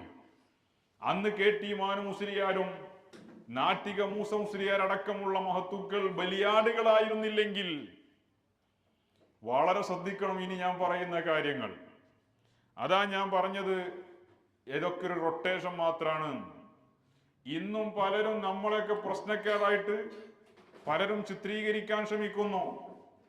അവരുടെ കണ്ണിൽ ഏറ്റവും വലിയ പ്രശ്നക്കാരൻ സമസ്ത കേരള ജംഇയ്യത്തുൽ ഉലമയുടെ പ്രസിഡന്റായ സയ്യിദ് മുഹമ്മദ് ജിഫിരി മുത്തുക്കോയ തങ്ങളാ. ജിഫിരി തങ്ങൾ വന്നിട്ട് അവിടെ പ്രസിഡന്റ് ആയിരുന്നാ പറയണത്. സമസ്തന്റെ പ്രസിഡന്റ്, അവര് സമസ്തക്കാരും. നമ്മൾ സമസ്തക്കാരായ നമ്മളെ സംബന്ധിച്ചിടത്തോളം നമുക്കാർക്കും ജിഫിരി തങ്ങൾ വന്നിട്ട് ഒരു പ്രശ്നമായിട്ട് തോന്നിയിട്ടില്ല. നമുക്ക് ആ മനുഷ്യന്റെ സാന്നിധ്യം തന്നെ അനുഗ്രഹമായിട്ടാണ് തോന്നുന്നത്. അദ്ദേഹം ഒരു മജ്‌ലിസിലുണ്ടെങ്കിൽ, ഒരു സദസ്സിലുണ്ടെങ്കിൽ ആ സദസ്സിനൊരു സുഖ. കഴിഞ്ഞ ദിവസം UAE നടന്ന, ദുബൈയിൽ നടന്ന പ്രോഗ്രാമിൽ അവിചാരിതമായി എത്തിപ്പെട്ട ഒരു യുവാവുണ്ട്. ഞാൻ ഇന്നലെ രാത്രി അവനെ കണ്ടു. സമസ്തക്കാരനും SKSF സുന്നിയാണ്. ഈ നിലയ്ക്ക് നമ്മളൊന്നും ആ ഒരു ഇതിലുള്ള ആളല്ല. അവൻ അവിചാരിതമായും അവിടെ മറ്റൊരു ആവശ്യത്തിന് വന്ന് അവിടെ എത്തിപ്പെട്ടതാണ്. അപ്പോൾ അവൻ എന്നോട് സയ്യിദുൽ ഉലമയെ കുറിച്ച് കുറേ ചോദിച്ചറിഞ്ഞു. എന്നിട്ട് അവസാനം ഓൻ എന്നോട് പറഞ്ഞൊരു വാക്കുണ്ട്, അദ്ദേഹത്തെ നോക്കിയിരിക്കാൻ തന്നെ ഒരു സുഖല്ലേ. നമ്മൾ സമസ്തക്കാരായതുകൊണ്ടാണെന്ന് പറയാം, അല്ലെങ്കിൽ നമ്മൾ SKSF-കാരായതുകൊണ്ടാണെന്ന് പറയാം. ഇതായിട്ടൊന്നും കണക്റ്റഡ് അല്ലാത്ത ഒരാൾ പറയാണ് അദ്ദേഹത്തെ നോക്കിയിരിക്കാൻ തന്നെ ഒരു സുഖല്ലേ. അത് ആത്മീയ ചൈതന്യമുള്ളവരിൽ നിന്ന് അവരുടെ ആ ആത്മീയത ഇങ്ങനെ പുറത്തേക്ക് അതിൻ്റെ ഒരു എന്താന്ന് പറയാ ബഹിർഗമനം, അത് സ്വീകരിക്കാനും സ്വാംശീകരിക്കാനും ആദർശവും ആത്മീയതയും ഈമാനും ഉള്ളിലുള്ളവർക്ക് സാധിക്കും. അതാ, അല്ലാത്തവർക്ക് അവർ പ്രശ്നക്കാരായിട്ടൊക്കെ തോന്നും. KT ഉസ്താദ് വലിയ പ്രശ്നക്കാരായിരുന്നു അവർക്ക്. നാട്ടിക ഉസ്താദ് വലിയ പ്രശ്നക്കാരായിരുന്നു. അവരെന്താ ചെയ്ത്? അവർ സമസ്തയിൽ നിന്ന് പോയോ? അവർക്ക് സമസ്തക്ക് സമാന്തരമായി എന്തെങ്കിലും സംഘടന ഉണ്ടാക്കിയോ? സമസ്തയുടെ സംവിധാനങ്ങൾ ഉണ്ടായിരിക്കെ അവരൊരു പുതിയ സംവിധാനമായിട്ട് വന്നോ? ഇതൊന്നും ചെയ്തിട്ടില്ല. ഇതൊക്കെ ചെയ്തത് വേറൊരു ടീമാ. അവരാണ് KT മുസ്ലിയാരാണ് പ്രശ്നക്കാരെന്ന് പറയുന്നത്. ഇന്നും ആ രീതിയിലുള്ള പ്രവർത്തനങ്ങൾ നടത്തുന്നവരാണ് സമസ്തയെ സംരക്ഷിക്കണമെന്ന് കൊതിക്കുന്ന, അതിനു വേണ്ടി ത്യാഗം ചെയ്യാനിറങ്ങിയ ആളുകൾക്ക് നേരെ ഇതുപോലുള്ള പ്രശ്നക്കാരെന്ന ആരോപണവുമായി വരുന്നത്. അത് സമൂഹം തിരിച്ചറിയണം. ഇനി ഞാൻ പറയുന്നത് ഇതിൻ്റെ ആത്മീയമായ ചില ഭാഗങ്ങളിലേക്കാണ്. അതായത് ഒരു മനുഷ്യന്റെ ജീവിതം എന്ന് പറയുന്ന ദുന്യവിയായ ജീവിതം എന്ന് പറഞ്ഞാൽ വളരെ കുറച്ചാണ്. ദുന്യവിയായ ജീവിതത്തിൽ ഒരു മുസ്ലിമിനെ സംബന്ധിച്ചിടത്തോളം എന്തിനാണ് ഇപ്പൊ ഈ സമസ്തന്റെ പേരും പറഞ്ഞ് സുന്നികളെ പേരും പറഞ്ഞ് എന്തിനാണ് ഈ ഫൈറ്റ് ചെയ്യുന്നത്? അടങ്ങിയിരുന്നൂടെ? മര്യാദയ്ക്ക് വെള്ളിയാഴ്ച ഖുതുബ ഓതി, മദ്രസയിലെ ക്ലാസ്സും നടത്തി, ആഴ്ചയിൽ വീട്ടിലേക്ക് ലീവിനും പോയി, അത്യാവശ്യം കമ്മിറ്റിക്കാരൊക്കെ ഒന്ന് കുഞ്ഞാപ്പുവാക്കി കാര്യങ്ങളായിട്ട് നടന്ന എല്ലാവർക്കും ഇഷ്ടപ്പെട്ട നല്ല മൂല്യരായി നടക്കുക. ഇതൊക്കെ ആർക്കും ഗുണമില്ല, ആർക്കും താല്പര്യമില്ലാത്ത കാര്യമാണ്. നമ്മളെല്ലാവരും മൗനം പാലിച്ച് നിൽക്കുകയാണ്, ഒന്നും ഉണ്ടാതെ നിൽക്കുകയാണ്. അങ്ങനെയും കുറെ ആൾക്കാരില്ലേ? ഒരു കുഴപ്പമില്ല. നിങ്ങളെക്കുറിച്ച് സോഷ്യൽ മീഡിയയിൽ ആരും തെറി എഴുതാൻ വരൂല. നിങ്ങളെക്കുറിച്ച് പ്രശ്നക്കാരനാണെന്ന് ആരും പറയില്ല. നിങ്ങളെക്കുറിച്ച് ഉള്ളതും ഇല്ലാത്തതുമായ ആരോപണങ്ങൾ നിങ്ങളെ കുടുംബത്തെ ചേർത്ത്, ഭാര്യമാരെ ചേർത്ത്, മക്കളെ ചേർത്ത് ആരും ഒന്നും പ്രചരിപ്പിക്കൂല. ബഹുമാനപ്പെട്ട അബ്ദുൽ ഹമീദ് ഫൈസി ഉസ്താദ്, അദ്ദേഹം ആരാലൊക്കെയാണ് ക്രൂശിക്കപ്പെടുന്നത്? മിണ്ടാതിരുന്നാ പോരെ? അദ്ദേഹത്തിന്റെ കൂടെ പ്രവർത്തിച്ചിരുന്ന പലരും മിണ്ടാതിരിക്കുന്നുണ്ടല്ലോ. അവർക്കാർക്കും ഒരു കുഴപ്പമില്ലല്ലോ. അങ്ങനെ അദ്ദേഹത്തിന് ഇരിക്കാം, എല്ലാവർക്കും ഇരിക്കാം. പക്ഷേ അതൊന്നും ഇസ്ലാമിലെ മുൻഗാമികളുടെ മാതൃകയല്ല. ഒറ്റക്കാര്യം നമ്മൾ ചിന്തിച്ചാൽ മതി. ഇസ്ലാമിന്റെ ആദർശങ്ങളെ, ഈമാനിനെ പല രീതിയിലും നശിപ്പിക്കാൻ വേണ്ടി പല ശ്രമങ്ങളും നടക്കും. അത് എന്നും നടക്കും. ആ സമയത്ത് അതിനെതിരെ പ്രതികരിക്കാൻ സാധിക്കുന്ന രീതിയിൽ തങ്ങളാൽ കഴിയുന്ന നിലക്ക് സംസാരം കൊണ്ട്, എഴുത്തുകൊണ്ട്, ശാരീരികമായി, സാമ്പത്തികമായി യഥാർത്ഥ ദീനിന്റെ സന്ദേശം ഇവിടെ സംരക്ഷിക്കാൻ വേണ്ടി ആര് പ്രയത്നിച്ചാലും അല്ലാഹു സുബ്ഹാനഹു വ തആല അവരുടെ ആക്കിബത്ത് നന്നാക്കി കൊടുക്കും. മൗനം പാലിക്കുക എന്ന് പറഞ്ഞാൽ ദുനിയാവിൽ വലിയ വളവായിട്ട് തോന്നും. എനിക്ക് നല്ല സുഖം, ഇന്ന ആരും കുറ്റം പറയണമെന്നില്ല, നിങ്ങളെ ദ്വാരക്കാനൊക്കെ കൊണ്ടുപോകും. നമ്മളൊക്കെ ഒന്നും മിണ്ടാതിരുന്നാൽ ഇവിടെ പല ആൾക്കാരെ പരിപാടികൾക്കും നമുക്ക് പോകാം. ആരും എന്റെ പരിപാടി മുടക്കാനൊന്നും നടക്കൂല. നമ്മളൊക്കെ ഒന്ന് മൗനം പാലിച്ചിരുന്നെങ്കിൽ എന്താ ഇനി പറഞ്ഞു മുടക്കി നോട്ടിക്കൂടും. ആരും വിളിക്കണില്ല, അയാൾ ഇനി മിണ്ടാൻ പാടില്ല എന്ന് എല്ലാവരും നാട്ടുകാരെ കണ്ട് തീരുമാനിക്കും. മിണ്ടാതിരിക്കണം. ഇപ്പൊ പിന്നെ അങ്ങനത്തെ പ്രശ്നമൊന്നുമില്ലല്ലേ. നമുക്ക് മൊബൈൽ ഓൺ ആക്കുക, ക്യാമറന്റെ മുമ്പിൽ ഇരിക്കുക, നമുക്ക് പറയാനുള്ളത് പറയാം. അപ്പൊ അതിനായി 1.5 ലക്ഷം ആൾക്കാരൊക്കെ അല്ലേ കേൾക്കണത്. ഒരു സമ്മേളനം വിളിക്കണമെങ്കിൽ എന്തെല്ലാം ചെലവുണ്ട്. അപ്പോ അതൊക്കെ അള്ളാഹു ചെയ്ത വലിയ പൊതലല്ലേ. കാരണം മുടക്കൽ ശക്തികൾക്ക് അല്പം ശക്തി കൂടുമ്പോ അള്ളപ്പുറത്ത് വേറെ വഴി തുറക്കുകയാണ്. നമുക്കൊരു കസാരയും നല്ലൊരു ക്യാമറയും മൊബൈലും ഉണ്ടെങ്കിൽ, സംസാരിക്കാൻ നാവുണ്ടെങ്കിൽ ഇവിടെ എന്താ പ്രശ്നം? നെറ്റ് വേണമെന്ന് മാത്രം, വേറൊന്നുമില്ല. ബാക്കിയൊക്കെ ഇവിടെ നടക്കും. ഇതൊന്നുമില്ലാത്ത കാലത്ത് നമ്മുടെ മുൻഗാമികൾ സ്വീകരിച്ച നയം നിങ്ങൾ കേൾക്കണോ? മൗനം പാലിക്കുന്നവർ വിളവന്മാരാണെന്ന് വിചാരിക്കണ്ട. ഇതിനെതിരെ പ്രതികരിക്കുന്നവർ അവരും മറ്റെന്തെങ്കിലും താല്പര്യത്താലാണ് എന്നും വിചാരിക്കണ്ട. ഇത് മഹാന്മാരായ സ്വഹാബത്തിന്റെ മാതൃകയാണ്. നബി സല്ലല്ലാഹു അലൈഹി വസല്ലമ തങ്ങൾ വഫാത്തായ സമയം, ഞാൻ നിങ്ങളോടൊരു കാര്യം പറയാം, ഇസ്ലാമിൽ പിശാചിന് ചില വീക്ക്നെസ്സുകളുണ്ട്. ഒരു മനുഷ്യന്റെ ശരീരത്തിൽ പിശാച് കയറുന്നത്, ജിന്ന് കയറുന്നത്, നേരെ ഒരു പിശാച് ഒരു മനുഷ്യന്റെ ശരീരത്തിലേക്ക് ഓടി വന്ന് കയറില്ല.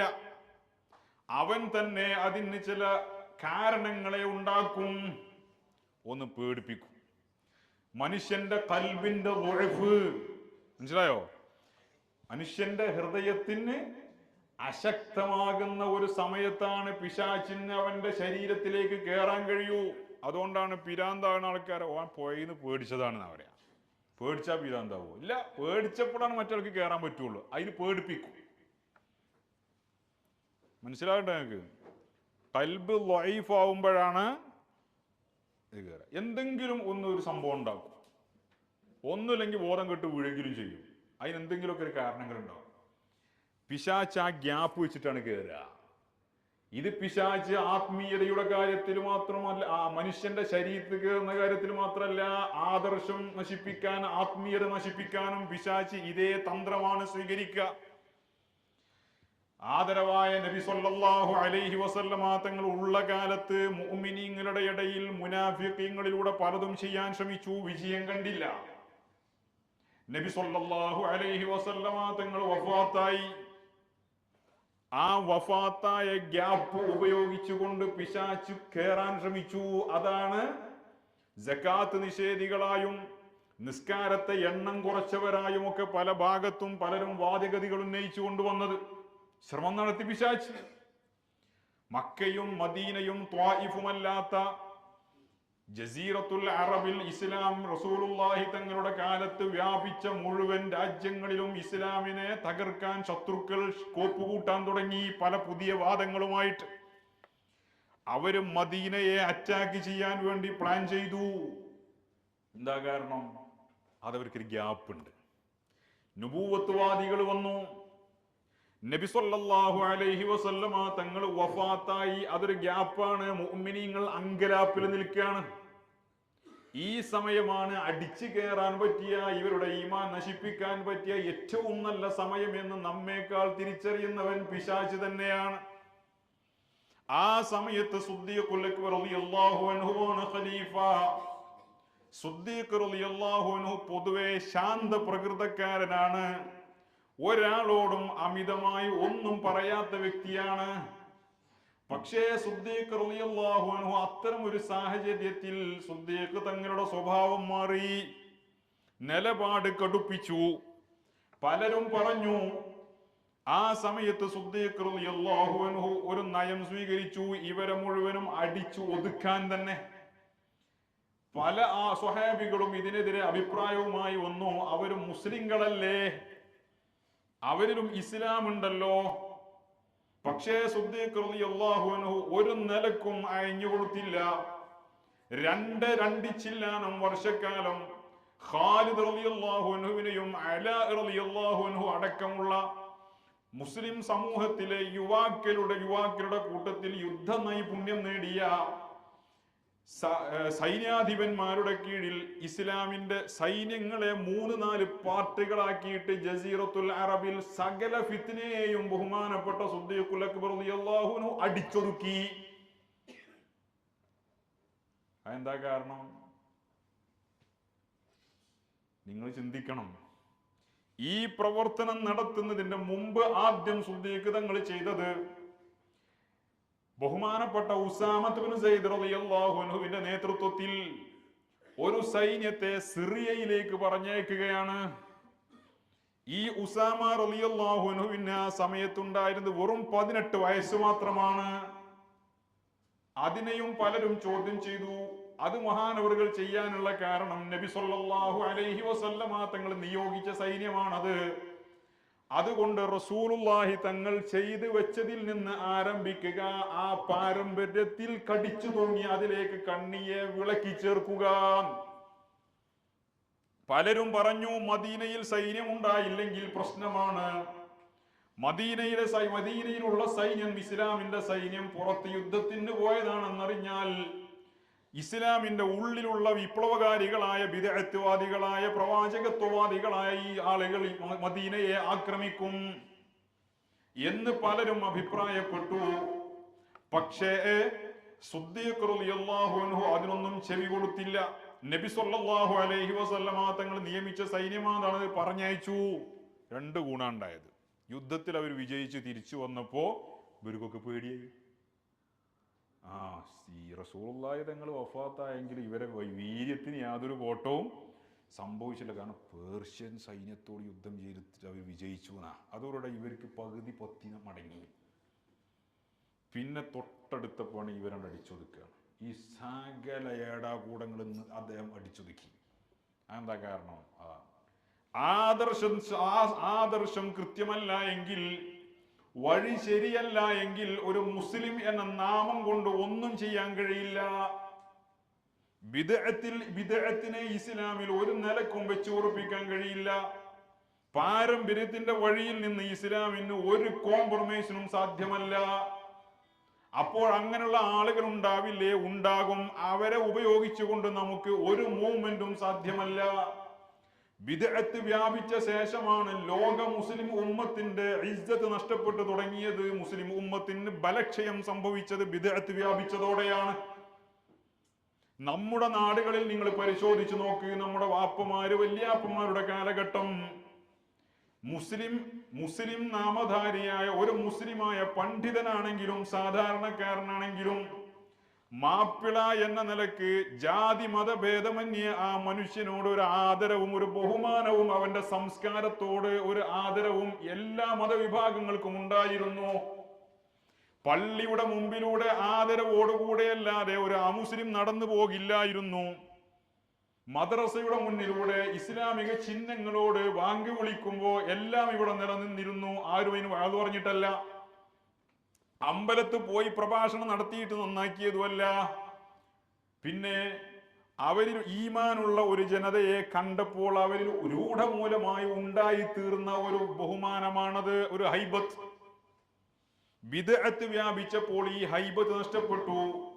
ഇപ്പോൾ അമ്പലത്ത് പോയി വരെ പ്രസംഗിക്കുന്നുണ്ട്. പക്ഷേ ഒരാൾക്കും മുസ്ലിം ഉമ്മത്തിനോടുള്ള ആ ബഹുമാനം നഷ്ടപ്പെട്ടുകൊണ്ടിരിക്കുകയാണ്. ബിദ്അത്ത് വ്യാപിച്ചപ്പോഴാണ് നമ്മുടെ ഇസ്സത്ത് നഷ്ടപ്പെട്ടത്. അതുകൊണ്ട് ബിദ്അത്തിനെ അംഗീകരിക്കാൻ കഴിയില്ല. പൂർവികരായ നമ്മുടെ മഹാന്മാരായ സ്വഹാബത്ത്, താബിഈങ്ങൾ, ഇമാമീങ്ങൾ മുഴുവനും ഇസ്ലാമിന്റെ യഥാർത്ഥമായ ഈ വഴിയിൽ നിന്ന് വ്യതിചലിപ്പിക്കാനോ പാരമ്പര്യത്തിന്റെ കണ്ണികളെ മുറിച്ചു മാറ്റാനോ ശ്രമിക്കുന്ന ശ്രമങ്ങൾക്കെതിരെ മൗനം പാലിച്ചിട്ടില്ല. ചരിത്രത്തിൽ അറിയപ്പെടുന്ന ഏത് പണ്ഡിതനെയും നിങ്ങൾ എടുത്തു നോക്ക്. ആ പണ്ഡിതന്മാര് ജനങ്ങളുടെ ഇടയിൽ കൽബിൽ മുഅ്മിനീങ്ങളുടെ ഹൃദയത്തിൽ അവർക്ക് സ്ഥാനം ലഭിച്ചത് ഈ സമുദായത്തിന് വേണ്ടി, ഈ ദീനുൽ ഇസ്ലാമിന്റെ ഇസ്സത്ത് സംരക്ഷിക്കാൻ വേണ്ടി, സുന്നത്ത് ജമാഅത്തിനെ നിലനിർത്താൻ വേണ്ടി അവര് പോരാടിയതിന്റെ പേരിലാണ്. അങ്ങനത്തെവരെ ചരിത്രത്തിൽ ഓർമ്മിക്കപ്പെട്ടിട്ടുള്ളൂ. ആദർശപരമായി ഉമ്മത്തിന് ശക്തി പകർന്നവർ, ഉമ്മത്തിന്റെ ആദർശത്തെ ഊട്ടിയുറപ്പിക്കാൻ പണിയെടുത്തവർ, അവരെ ചരിത്രത്തിൽ ഓർമ്മിക്കപ്പെട്ടിട്ടുള്ളൂ. എന്നാൽ ആ കാലഘട്ടത്തിൽ അവരേറ്റവും വിമർശിക്കപ്പെട്ടവരുമായിരിക്കും. ഇത് നമ്മൾ ചിന്തിക്കേണ്ട ഒരു വസ്തുതയാണ്. KT ഉസ്താദിനെ സംബന്ധിച്ചിടത്തോളം മഹാനവറുകളെ വളരെ അതിരൂക്ഷമായി വിമർശിച്ച ആളുകളുണ്ടായിരുന്നു. ആരോപണങ്ങൾ പറഞ്ഞ ആളുകളുണ്ടായിരുന്നു. സമസ്ത കേരള ജംഇയ്യത്തുൽ ഉലമയെ നശിപ്പിക്കാൻ വേണ്ടി ചില ആളുകൾ അവരുടെ സ്വാർത്ഥ താല്പര്യങ്ങൾക്ക്, ബിസിനസ് സാമ്രാജ്യങ്ങൾ കെട്ടിപ്പടുക്കാൻ വേണ്ടി സാത്വികമായ ഈ പണ്ഡിത പ്രസ്ഥാനത്തെ തങ്ങളുടെ പരിധിയിലേക്ക് കൂട്ടിച്ചേർക്കാൻ വേണ്ടി പലരും രംഗത്ത് വന്നപ്പോൾ ബഹുമാനപ്പെട്ട KT മാനു മുസ്ലിയാർ സമസ്ത കേരള ജംഇയ്യത്തുൽ ഉലമക്ക് ഒരു വലിയ കാവലായി, ഒരു വലിയ പർവ്വതം പോലെ സമസ്തക്ക് വരുന്ന ആരോപണങ്ങളെയും സമസ്തയെ തകർക്കാൻ വരുന്ന ശത്രുക്കളുടെയും മുമ്പിൽ വലിയ ഒരു പർവ്വതമായി KT ഉസ്താദിനെ പോലുള്ള, നാട്ടിക ഉസ്താദിനെ പോലുള്ളവർ നിലയുറപ്പിച്ചത് കൊണ്ടാണ് ഈ പ്രസ്ഥാനം സംരക്ഷിക്കപ്പെട്ടത്. അതവർ ചെയ്ത സേവനമാണ്. അത് അവർ ചെയ്ത അവരുടെ നിലപാട് ശരിയായിരുന്നു എന്ന് പിന്നീട് എപ്പോ മനസ്സിലാവും? ഒരു മനുഷ്യന്റെ ജീവിതകാലത്ത് കോലം കെട്ടിയത് കൊണ്ടോ, ആത്മീയ കുപ്പായം ധരിച്ചത് കൊണ്ടോ, താടി നീട്ടി വളർത്തിയത് കൊണ്ടോ, അതല്ല എങ്കിൽ മൗനം പാലിച്ച് ആകാശത്തേക്ക് വലിയ കണ്ണും കാട്ടി നോക്കിയിരുന്നത് കൊണ്ടോ, തോളിലൊരു 4 ഒല്ലിട്ടത് കൊണ്ടോ ഒന്നും ഒരാളെയും നിങ്ങൾ അളക്കാൻ പോകണ്ട. താൽക്കാലികമായി ദുആ സമ്മേളനത്തിന് ഞമ്മക്കളെ മുന്നിൽ കൊണ്ടുപോയി ഇരുത്താം. ആൾക്കാർ 4 ഉറുപ്പ ഏറെ കൊടുക്കും എന്നുള്ളതും ശരി തന്നെയാണ്. ഒരുപക്ഷെ നമ്മുടെ കണ്ണിൽ പ്രസ്ഥാനത്തിന് വേണ്ടി ശബ്ദിക്കുന്നവർ, സംസാരിക്കുന്നവർ KT ഉസ്താദിനെ പോലെ രാവും പകലുമില്ലാതെ നെട്ടോട്ടമോടി നടന്നവർ, ഷർട്ടിന്റെ ബട്ടൺസ് പോലും ധരിക്കാൻ സമയമില്ലാതെ ഈ ഉമ്മത്തിന് വേണ്ടി, സമസ്തക്ക് വേണ്ടി, സുന്നി യുവജന സംഘത്തിന് വേണ്ടി, വിദ്യാഭ്യാസ ബോർഡിന് വേണ്ടി, ദാറുൻ നജാത്തിന് വേണ്ടി രാവും പകലുമില്ലാതെ വാർദ്ധക്യ സഹജമായ അസുഖങ്ങളെ പോലും വകവെക്കാതെ ഓടി നടക്കുന്ന മനുഷ്യന്മാര് നമ്മുടെ കണ്ണിൽ ചെറിയ ആളുകളായി നമുക്ക് തോന്നിയേക്കാം. അവരൊരു സംഘടനാ പ്രവർത്തകർ മാത്രമായി നമ്മൾ വിലയിരുത്തിയേക്കാം. പക്ഷേ അള്ളാഹുവിന്റെ മുമ്പിൽ അവരൊക്കെ വലിയ വലിയ ആളുകളാണ്. വിശുദ്ധ ഖുർആനിൽ അല്ലാഹു സുബ്ഹാനഹു വ തആല നമ്മെ ഓർമ്മപ്പെടുത്തിയ ഒരു ആയത്തുണ്ട്. അഊദു ബില്ലാഹി മിനശ് ശൈത്വാനിർ റജീം ബിസ്മില്ലാഹിർ റഹ്മാനിർ റഹീം ഇന്നൽ ലദീന ഖാലൂ റബ്ബുനല്ലാഹു സുമ്മ ഇസ്തഖാമൂ തതനസ്സലു അലൈഹിമുൽ മലായികതു അല്ലാ തഖാഫൂ വലാ തഹ്സനൂ وأبشروا بالجنة التي كنتم توعدون. തീർച്ചയായും ഞങ്ങളുടെ രക്ഷിതാവ് അല്ലാഹുവാണ് എന്ന് പ്രഖ്യാപിച്ചവർ, സുമ്മസ്തഖാമു പിന്നെ നേരായ ചൊവ്വായ അവസ്ഥയിൽ ജീവിക്കുകയും ചെയ്തവർ, തതനസ്സലു അലൈഹിമുൽ മലായിക മരണസമയത്ത് അള്ളാഹുവിന്റെ മലക്കുകൾ അവരുടെ മേൽ ഇറങ്ങി വരും. തതനസ്സലു എന്ന് പറഞ്ഞാൽ ഒരു ഇറക്കമല്ല, കൂട്ടം കൂട്ടമായി മലക്കുകൾ അയാളുടെ അടുക്കലേക്ക് ഇറങ്ങി വരും. എന്നിട്ട് പറയും അല്ലാ തഖാഫൂ വലാ തഹ്സനൂ, നിങ്ങൾ വിഷമിക്കേണ്ടതില്ല, നിങ്ങൾ ഭയപ്പെടേണ്ടതില്ല. വഅബ്ശിറൂ ബിൽ ജന്ന, സ്വർഗം കൊണ്ട് നിങ്ങൾ സന്തോഷിച്ചു കൊള്ളുക. അല്ലതീ കുൻതും തുഅദൂൻ, നിങ്ങൾക്ക് വാഗ്ദത്തം ചെയ്യപ്പെട്ട സ്വർഗം കൊണ്ട് നിങ്ങൾ സന്തോഷിച്ചു കൊള്ളുക. നഹ്നു ഔലിയാഉകും ഫിൽ ഹയാത്തിദ് ദുനിയ, ദുന്യവിയായ ജീവിതത്തിൽ ഞങ്ങൾ നിങ്ങളുടെ സഹായികളായിരുന്നു. വഫിൽ ആഖിറ, ആഖിറത്തിലും ഞങ്ങൾ നിങ്ങളുടെ സഹായികൾ തന്നെയാണ് എന്ന് പറഞ്ഞുകൊണ്ട് മരണസമയത്ത് ഈ മലക്കുകൾ വന്ന് ഈ മനുഷ്യന് സന്തോഷ വാർത്ത അറിയിക്കും.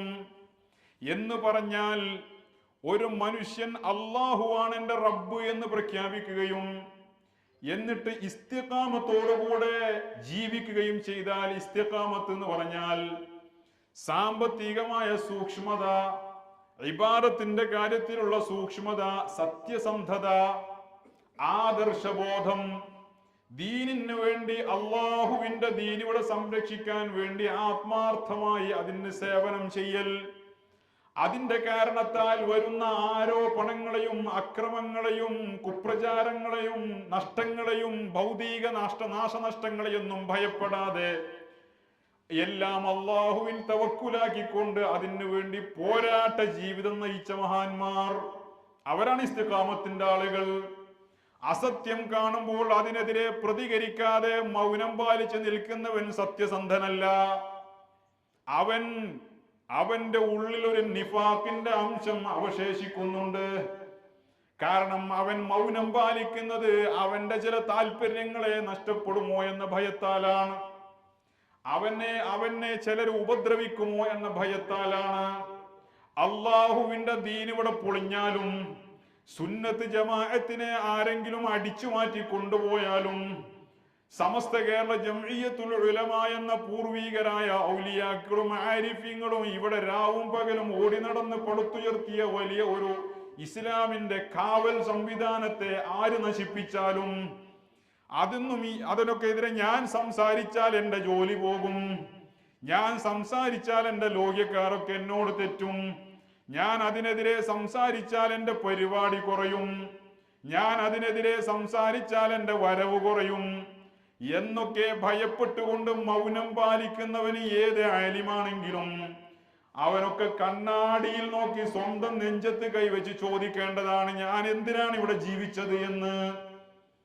മൗനം പാലിക്കുന്നത് നിഫാഖിന്റെ അടയാളമാണ്. സ്വഹാബത്ത് മൗനം പാലിച്ചിട്ടില്ലല്ലോ, താബിഈങ്ങൾ മൗനം പാലിച്ചിട്ടില്ലല്ലോ, നമ്മുടെ മുൻഗാമികളായ ആരും മൗനം പാലിച്ചിട്ടില്ലല്ലോ. മൗനം പാലിച്ചിരുന്നെങ്കിൽ ഇന്ന് ഈ ദീന് തന്നെ ഇവിടെ ഉണ്ടാകുമായിരുന്നില്ല. അതേ പണി തന്നെയാണ് ബഹുമാനപ്പെട്ട KT ഉസ്താദും ചെയ്തത്. അതിന്റെ അനന്തരഫലം എന്താണ്? അതാണ് ഇസ്തിഖാമത്തിന്റെ വഴി എന്ന് പറയുന്നത്. ആ ഇസ്തിഖാമത്തിന്റെ വഴിയിൽ ജീവിച്ചത് കൊണ്ടാണ് ഇന്ന് ഞാൻ ഇങ്ങോട്ട് വരുന്ന സമയത്ത് ബഹുമാന്യനായ ഉസ്താദിന്റെ മരുമകനായ ഹമീദ് ഫൈസി ഉസ്താദിനോട് ഒരു കാര്യം കൂടെ ചോദിച്ചു ഉറപ്പുവരുത്തി. ഉസ്താദിന്റെ വഫാത്തിനെ കുറിച്ച് നമ്മൾ കേട്ടിട്ടുണ്ട്. ഒരു മനുഷ്യന്റെ ജീവിതം എങ്ങനെയായിരുന്നു എന്ന് അടയാളപ്പെടുത്തുന്നത് ആ മനുഷ്യൻ ഈ ഭൂമിയിൽ നിന്ന് പിരിഞ്ഞു പോകുമ്പോഴാണ്. എന്നെ നിങ്ങൾ കണ്ടാൽ ഒരു പക്ഷേ നിങ്ങൾക്ക് വലിയ മഹാനായി തോന്നുന്നുണ്ടാവാം. ചില ആളുകൾക്ക് എന്നെ വില്ലനായിട്ടും തോന്നാറുണ്ട്. അങ്ങനെയും ചില ആളുകളൊക്കെ എഴുതുന്നതും പറയുന്നതൊക്കെ ഞാൻ കണ്ടിട്ടുണ്ട്. അതൊക്കെ നോക്കുന്ന ആളുകളുടെ കണ്ണിന്റെ ക്വാളിറ്റി അനുസരിച്ചാണ്. ചിലത് മഞ്ഞയായിട്ട് കാണും, ചിലത് പച്ചയായിട്ട് കാണും, ചിലത് സാധുവാകും, ചിലത് വില്ലനാകും. എങ്ങനെ കണ്ടാലും ഞാൻ ആര് എന്നത് തീരുമാനമാകുന്നത് എന്റെ അവസാന സമയത്താണ്. മൻകാന ആഖിറു കലാമിഹി, ഒരു മനുഷ്യന്റെ അവസാനത്തെ വാചകമായാൽ ലാ ഇലാഹ ഇല്ലല്ലാഹ് എന്നായാൽ ദഖലൽ ജന്ന ഔ കമാ ഖാല റസൂലുള്ളാഹി, അവൻ സ്വർഗത്തിൽ പ്രവേശിച്ചു എന്ന് പ്രഖ്യാപിച്ചത് കളവ് പറയാത്ത നാവിന്റെ ഉടമയാണ്, മുത്ത് നബിയാണ് സ്വല്ലല്ലാഹു അലൈഹി വസല്ലം. അപ്പോൾ ഒരാൾ ലാ ഇലാഹ ഇല്ലല്ലാഹ് എന്ന് പറയുന്നത് നമ്മൾ കേട്ടില്ല എങ്കിൽ അയാൾ നരകത്തിലാന്ന് പറയാവോ? അയാൾ സ്വർഗത്തിലാന്ന് പറയാവോ? പറ്റില്ല. അയാൾ ലാ ഇലാഹ ഇല്ലല്ലാഹ് എന്ന് ചൊല്ലി എന്നതാണ് വിഷയം. നമ്മൾ കേൾക്കലും കേൾക്കാതിരിക്കലും വിഷയമല്ല, മാനദണ്ഡവുമല്ല.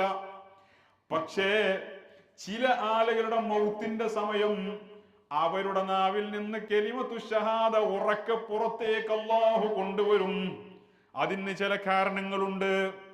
ഈ മനുഷ്യനെ കല്ലെറിഞ്ഞ ആളുകൾ ജീവിച്ച ദുനിയാവാണിത്. ഈ മനുഷ്യൻ പ്രശ്നക്കാരനാണ് എന്ന് ജനങ്ങൾ മൈക്ക് കെട്ടി പ്രസംഗിച്ച ആളുകളുടെ ദുനിയാവാണിത്. ഈ മനുഷ്യൻ ഈ ഉമ്മത്തിൽ ഫിത്നയുണ്ടാക്കിയ ആളാണ് എന്ന് പ്രചരിപ്പിച്ച ആളുകൾ ജീവിക്കുന്ന ദുനിയാവാണിത്.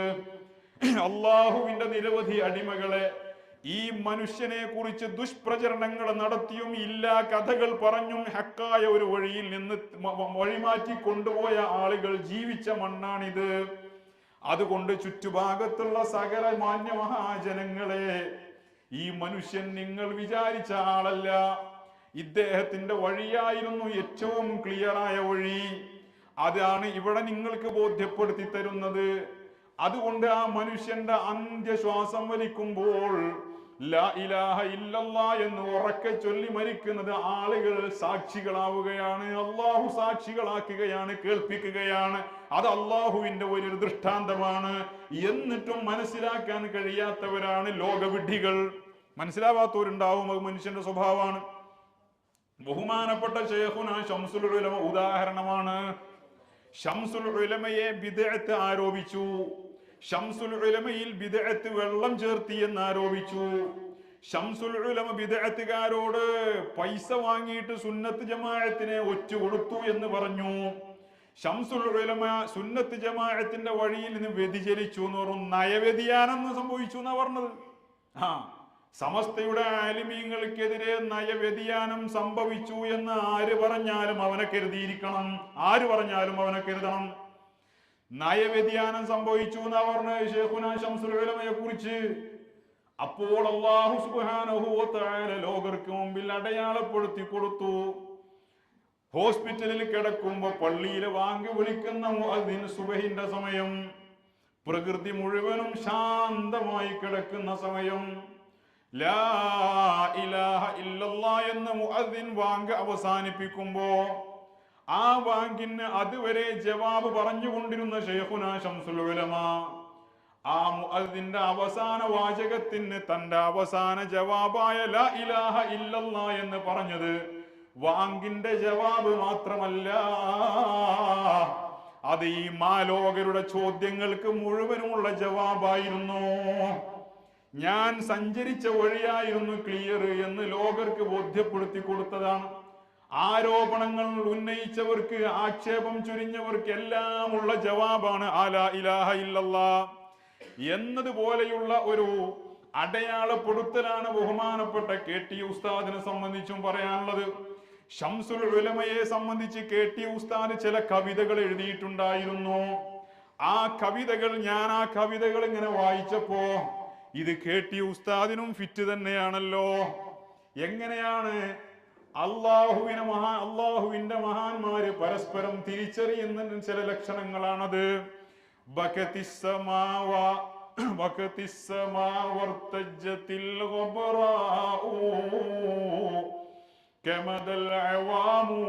وأقعد الرؤساء فخلق الصدور وفاضت الأعيان ذهلوا ولاة الأمر والعلماء. മഹാനായ ശംസുൽ ഉലമയുടെ വഫാത്ത് ദിനത്തെ സംബന്ധിച്ച് KT ഉസ്താദിന്റെ വരികളാണിത്. മഹാനായ KT ഉസ്താദ് ശൈഖുന ശംസുൽ ഉലമ വഫാത്തായ ദിവസം ആകാശവും ഭൂമിയും കരഞ്ഞുപോയി. ജനങ്ങൾ മുഴുവനും വെപ്രാളപ്പെട്ടു, അങ്കലാപ്പിലായി. നേതാക്കന്മാര് മുഴുവനും തകർന്നിരുന്നു പോയി. ജനങ്ങളുടെ ഹൃദയം മുഴുവനും വിറച്ചുപോയി, വെപ്രാളപ്പെട്ടു. മനുഷ്യരുടെ കണ്ണുകൾ മുഴുവനും സജലങ്ങളായി. ശൈഖുന ശംസുൽ ഉലമയുടെ വഫാത്ത് ദിനത്തെ വർണ്ണിച്ചുകൊണ്ട് KT ഉസ്താദ് എഴുതിയ ഈ വരികൾ 2009 കോഴിക്കോട് കടപ്പുറത്തിൽ ജനങ്ങൾ മുഴുവനും സാക്ഷിയായ ഒരു രംഗമല്ലേ. ജംഇയ്യത്തുൽ മുഅല്ലിമീന്റെ സമ്മേളനം നടക്കുകയാണ്. ആയിരക്കണക്കിന് ലക്ഷക്കണക്കിന് പണ്ഡിതർ, മുഅല്ലിമീങ്ങൾ, സാധാരണക്കാർ, ലക്ഷോപലക്ഷം വരുന്ന തന്റെ അനുയായി വൃന്ദത്തെ മുഴുവനും സാക്ഷിയാക്കിക്കൊണ്ട് ഞാൻ നേരത്തെ പറഞ്ഞല്ലോ, ഈ വിഷയം സംസാരിക്കുന്നതിന് മുമ്പിൽ കൂടുതൽ ഇതിന് ആധികാരികത വരുത്താൻ വേണ്ടി ബഹുമാന്യനായ അബ്ദുൽ ഹമീദ് ഫൈസി ഉസ്താദിനോട് ഞാൻ ഒന്നുകൂടെ ചോദിച്ചു ഉറപ്പുവരുത്തി. കാരണം ആ സമയത്ത് KT ഉസ്താദിന്റെ സന്തത സഹചാരിയായി കൂടെയുണ്ടായിരുന്നത് അബ്ദുൽ ഹമീദ് ഫൈസി അമ്പലക്കടവാണ്. അള്ളാഹു ദീർഘായുസ് കൊടുക്കട്ടെ. നേരത്തെ ഞാൻ പറഞ്ഞല്ലോ, KT ഉസ്താദും നാട്ടിക ഉസ്താദും സമസ്തയുടെ സംരക്ഷണത്തിനുള്ള വൻമതിലുകളായിരുന്നു എന്ന്. ശത്രുക്കൾ എങ്ങനെ കല്ലെറിഞ്ഞാലും അത് നാട്ടികയിൽ തട്ടിയുടയും, ശത്രുക്കൾ എങ്ങനെ കല്ലെറിഞ്ഞാലും അത് KT ഉസ്താദിൽ തട്ടിയുടയും. കുതന്ത്രക്കാരും വക്രബുദ്ധിക്കാരും അവർ വളരെ രഹസ്യ മീറ്റിങ്ങുകളും യോഗങ്ങളും കൂടി സാത്വികരായ നേതൃത്വത്തിന്റെ ഗൂഢാലോചനകൾ നടത്തി സമസ്തയുടെ പല സംവിധാനങ്ങളെയും പിടിച്ചടക്കാനും പ്രസിദ്ധീകരണങ്ങൾ പിടിച്ചടക്കാനുമുള്ള പല ശ്രമങ്ങളും നടത്തിയപ്പോൾ കുശാഗ്ര ബുദ്ധിക്കാരനായ KT മാനമുസ്ലിയാരും നാട്ടിക മൂസ മുസ്ലിയാരും അത് കയ്യോടെ പിടികൂടും. ഒരു കളിയും ഇവിടെ നടന്നിരുന്നില്ല. ഇതേ രൂപത്തിൽ ഇന്നല്ലാഹു സമസ്ത കേരള ജംഇയ്യത്തുൽ ഉലമക്ക് വലിയ ഒരു സംരക്ഷണ കവചമായി, ഒരു കാവൽക്കാരനായി നിർത്തിയ ഒരു വ്യക്തിയാണ്. ആര് തള്ളിപ്പറഞ്ഞാലും, ആര് കുറ്റപ്പെടുത്തിയാലും ബഹുമാന്യനായ KT ഉസ്താദിന്റെ മരുമകൻ അബ്ദുൽ ഹമീദ് ഫൈസി അമ്പലക്കടവ് ആര് എന്ത് ആരോപണങ്ങൾ പറഞ്ഞാലും അദ്ദേഹത്തെ ഇല്ലാത്ത ആരോപണങ്ങളും പറഞ്ഞ് അദ്ദേഹത്തെ പരമാവധി സമൂഹത്തിന്റെ മുമ്പിൽ തേജോവധം ചെയ്യാൻ ശ്രമിക്കുന്നവർക്ക് ലക്ഷ്യങ്ങളുണ്ട്. കാരണം അവർക്ക് ഈ മതിലിന് ദ്വാരമുണ്ടാക്കണം, അതിലൂടെ എഴഞ്ഞു കയറാൻ വേണ്ടി. ഞാൻ പറഞ്ഞല്ലോ, നേതൃമാറ്റം സംഭവിക്കുമ്പോഴാണ് ബിദ്അത്തുകൾ ഉള്ളിലേക്ക് കയറാൻ ശ്രമിക്കാം. റസൂലുള്ളാഹി തങ്ങളുടെ വഫാത്തിന് ശേഷം സംഭവിച്ച പോലെ ഖുലഫാകളുടെ ഓരോ ഖലീഫമാരുടെയും വഫാത്തിന്റെ ശേഷം സംഭവിച്ച കാര്യങ്ങളാണിത്. ഈ സമയങ്ങളിലൊക്കെ പലരും നുഴഞ്ഞു കയറാൻ ശ്രമം നടത്തിയിരുന്നു. സമസ്ത കേരള ജംഇയ്യത്തുൽ ഉലമക്ക് ശംസുൽ ഉലമയുടെ വഫാത്തിന് ശേഷം ഈ ശ്രമം നടന്നിട്ടുണ്ട്. ചെറുശ്ശേരി ഉസ്താദിന്റെ വഫാത്തിന് ശേഷം നടന്നിട്ടുണ്ട്. സയ്യിദുൽ ഉലമ അധ്യക്ഷ സ്ഥാനത്ത് വരുമ്പോഴും ഇതൊക്കെ നടക്കും. ഇനിയും ഇത് നടക്കും. ഇത് നടക്കുമ്പോൾ ഓളത്തിന്റെ കൂടെ ഒഴുകേണ്ടവരല്ല നമ്മൾ കാര്യബോധത്തോടെ നെഞ്ചുറപ്പോടുകൂടെ ഉറച്ച കാൽപാദങ്ങളുമായി സംരക്ഷണ വലയം തീർക്കേണ്ടവരാണ്. ബഹുമാനപ്പെട്ട KT ഉസ്താദ്, അദ്ദേഹത്തിന്റെ കൂടെ ആ സമയത്തുണ്ടായിരുന്ന ഹമീദ് ഫൈസിയോട് ഞാൻ ഈ വിഷയം ചോദിച്ചു. അല്ലാഹു സുബ്ഹാനഹു വ തആല അല്ലാഹുവാണ് എന്റെ റബ്ബെന്ന് പറഞ്ഞ് ഇസ്തിഖാമത്തോടെ കൂടെ ജീവിച്ച ആളുകളെ ജനങ്ങൾക്ക് ബോധ്യപ്പെടുത്തി കൊടുക്കാൻ അവരുടെ അവസാനം, അവരുടെ ആക്തിബത്തിനെ ജനങ്ങൾക്ക് പരസ്യമാക്കും. ഞാൻ പറഞ്ഞല്ലോ, ബഹുമാനപ്പെട്ട KT ഉസ്താദ് സമ്മേളന നഗരിയിലേക്ക് വന്നു 2009 ഫെബ്രുവരി. ജംഇയ്യത്തുൽ മുഅല്ലിമീന്റെ സമ്മേളനം. ആ സമ്മേളന നഗരിയുടെ തൊട്ടടുത്തായി ഉസ്താദുമാർക്ക് വിശ്രമിക്കാൻ വേണ്ടി ഒരു വീടുണ്ടായിരുന്നു. ഒരു കാലിയായ വീട്, ആളില്ലാത്ത വീട്, ആ വീട്ടുകാർ അവർക്ക് സൗകര്യം ചെയ്തു കൊടുത്തിരുന്നു. സമസ്തയുടെ നേതാക്കളായ ഉസ്താദുമാർ മുഴുവനും ആ വീട്ടിൽ വിശ്രമിക്കുകയായിരുന്നു അത്രേ.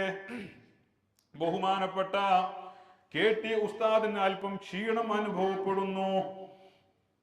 KT ഉസ്താദ് അവിടെ കിടക്കുകയാണ്. സാധാരണ പതിവിന് വിപരീതമായി KT ഉസ്താദ് കിടക്കുകയാണ്. എപ്പോഴും ഊർജ്ജസ്വലനാണ് KT ഉസ്താദ്. നമ്മൾ കണ്ട KT ഉസ്താദ് എന്നും ഊർജ്ജസ്വലനാണ്. സമസ്തയുടെ പ്രവർത്തനങ്ങൾക്ക് വേണ്ടി ഓടി നടക്കുന്ന, എപ്പോഴും യൗവനം തുളുമ്പി നിൽക്കുന്ന ഊർജ്ജസ്വലനാണ് KT ഉസ്താദ്. ആ ഉസ്താദ് വിശ്രമിക്കുകയാണ്, കിടക്കുകയാണ്. അപ്പോൾ ഹമീദ് ഫൈസി പറയുകയാണ്, ഞാൻ ചോദിച്ചു ഹോസ്പിറ്റലിൽ പോകണോ? വേണ്ട, അത് ഗ്യാസിന്റെ എന്തോ പ്രശ്നമായിരിക്കും, അതിന്റെ മരുന്ന് കുടിച്ചാൽ മതി എന്ന് ഉസ്താദ് മറുപടി പറയുന്നു.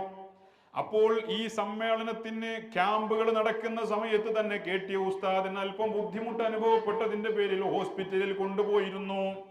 അപ്പൊ അത് എന്തോ ഗ്യാസിന്റെ പ്രശ്നമാണ് എന്ന് ഡോക്ടർമാര് പറഞ്ഞിരുന്നു അത്രേ.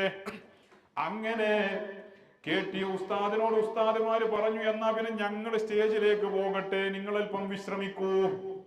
സമ്മേളന നഗരിയിലേക്ക് സമസ്ത കേരള ജംഇയ്യത്തുൽ ഉലമയുടെ നേതാക്കൾ ഒന്നാകെ വേദിയിലേക്ക് കടന്നുപോയി. KT ഉസ്താദ് അവിടെ വിശ്രമിക്കുകയാണ്.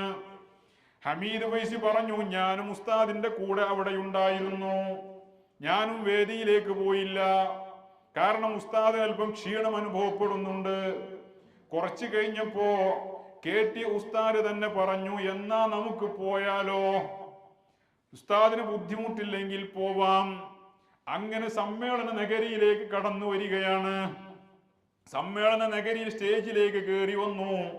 ബഹുമാനപ്പെട്ട KT ഉസ്താദ് ലക്ഷോപലക്ഷം വരുന്ന തന്റെ അനുയായി വൃന്ദത്തെ 70 ചില്ലാനം വർഷം, അതിൽ തന്നെ 40 ചില്ലാനം വർഷം രാവും പകലും വ്യത്യാസമില്ലാതെ താൻ ഓടി നടന്ന് പ്രഭാഷണം നടത്തിയും സംഘടനാ പ്രവർത്തനം നടത്തിയും ഉത്ബോധിപ്പിച്ചും എഴുതിയും പറഞ്ഞും ധാരാളം ആളുകളെ ഈ ആദർശ പ്രസ്ഥാനത്തിൽ ഉറപ്പിച്ചു നിർത്താൻ വേണ്ടി താൻ ചെയ്ത ത്യാഗത്തിന്റെ ഒക്കെ അനന്തരഫലം വലിയ ഒരു പണ്ഡിത സമൂഹത്തെയും സുന്നത്ത് ജമാഅത്തിന്റെ പ്രവർത്തകരെയും തന്റെ കണ്ണുകൊണ്ട് കൺകുളിർക്ക കണ്ടാനന്ദിച്ചുകൊണ്ട് ആ സദസ്സിലിരിക്കുമ്പോൾ ഇടയ്ക്കിടയ്ക്ക് ഉസ്താദ് ചുടുവെള്ളം ചോദിക്കുന്നുണ്ട്.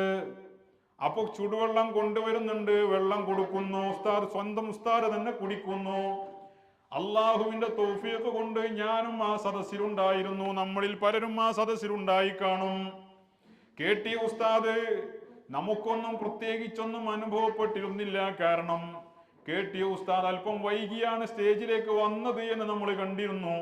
പക്ഷേ ഉസ്താദിന് ക്ഷീണമുള്ളത് കൊണ്ടാണ്, ബുദ്ധിമുട്ടുള്ളത് കൊണ്ടാണ് എന്ന വിവരമൊന്നും നമ്മൾ അറിഞ്ഞിട്ടില്ലല്ലോ. KT ഉസ്താദ് വെള്ളം ധാരാളമായി കുടിച്ചു എന്നാണ് ഹമീദ് ഫൈസി എന്നോട് പറഞ്ഞത്. അങ്ങനെ അവസാനം ഉസ്താദിന് ക്ഷീണം അല്പം കൂടി വരുന്നു എന്ന് കണ്ടപ്പോൾ സ്റ്റേജിൽ നിന്ന് ഇറങ്ങി ഹോസ്പിറ്റലിലേക്ക് കൊണ്ടുപോകാൻ ഒരുങ്ങുകയാണ്. സമ്മേളന നഗരിയിൽ ആംബുലൻസ് ഉണ്ട്. ഇന്നും നിങ്ങൾക്ക് യൂട്യൂബിൽ KT ഉസ്താദ് സ്റ്റേജിൽ നിന്ന് ഇറങ്ങിപ്പോകുന്ന വീഡിയോ കാണാം. ഒരു കുഴപ്പമില്ല, ഒരാൾക്കും ഒന്നും അനുഭവപ്പെടില്ല. ആ പ്രത്യേകമായ തലപ്പാവ് ധരിച്ചുകൊണ്ട് അദ്ദേഹത്തിന്റെ ആ സ്വതസിദ്ധമായ ശൈലിയിൽ തന്നെ സദസ്സിൽ ഒരാൾക്കും ഒന്നും അനുഭവപ്പെടാത്ത രീതിയിൽ സ്റ്റേജിൽ നിന്ന് പുറത്തേക്ക് ഇറങ്ങുകയാണ്.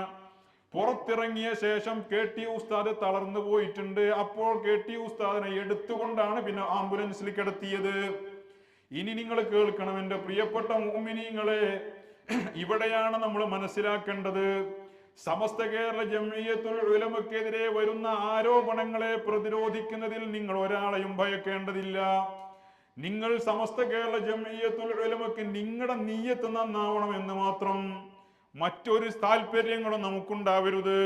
ഭൗതികമായി നാലാളുകളുടെ ഇടയിൽ ആളാകാനല്ല, ആളുകളുടെ ഇടയിൽ അറിയപ്പെടാനല്ല, ഒരു സാമ്പത്തിക താല്പര്യവുമല്ല. ഇതൊന്നും നമ്മുടെ ലക്ഷ്യമാവരുത്. അല്ലാഹുവേ, ഞാൻ ജീവിച്ച് ഞാൻ കണ്ട് മൺമറഞ്ഞു പോയ ഞങ്ങളുടെ പൂർവീകരായ മഹത്തുക്കൾ, ഗുരുനാഥന്മാര്, സാദാത്യങ്ങൾ, ആലിമീങ്ങൾ, നിന്റെ ഇഷ്ടക്കാരാണ് എന്ന് ഞങ്ങൾ മനസ്സിലാക്കിയ മഹത്തുക്കൾ, അവരൊക്കെ കാണിച്ചു തന്ന അതേ ഒരു വഴി ഇവിടെ നിലനിൽക്കണം. അവരൊക്കെ പണിയെടുത്ത് പടുത്തുയർത്തിയ ഒരു പ്രസ്ഥാനം ഇവിടെ നിലനിൽക്കണം. അത്രേ നമ്മുടെ ആവശ്യമുള്ളൂ. അവരെയൊക്കെ തള്ളിപ്പറയുകയും അവരൊക്കെ ആരോടാണോ ഇവിടെ പോരടിച്ചത് ആ പോരടിച്ച ആളുകൾക്ക്, ബിദഈകൾക്ക്, ഓശാന പാടുന്നവർക്കും അവരുടെ കയ്യിലെ കളിപ്പാവയായി ഈ പ്രസ്ഥാനത്തെ ഇട്ടുകൊടുക്കാൻ ഞാൻ കാരണക്കാരനായി കൂടാ. അങ്ങനെ ആരെങ്കിലും തട്ടിയെടുക്കാൻ ശ്രമിക്കുമ്പോൾ അതിനെതിരെ കാഴ്ചക്കാരനായി മൗനം പാലിച്ച് നിൽക്കാനും എനിക്ക് കഴിയില്ല.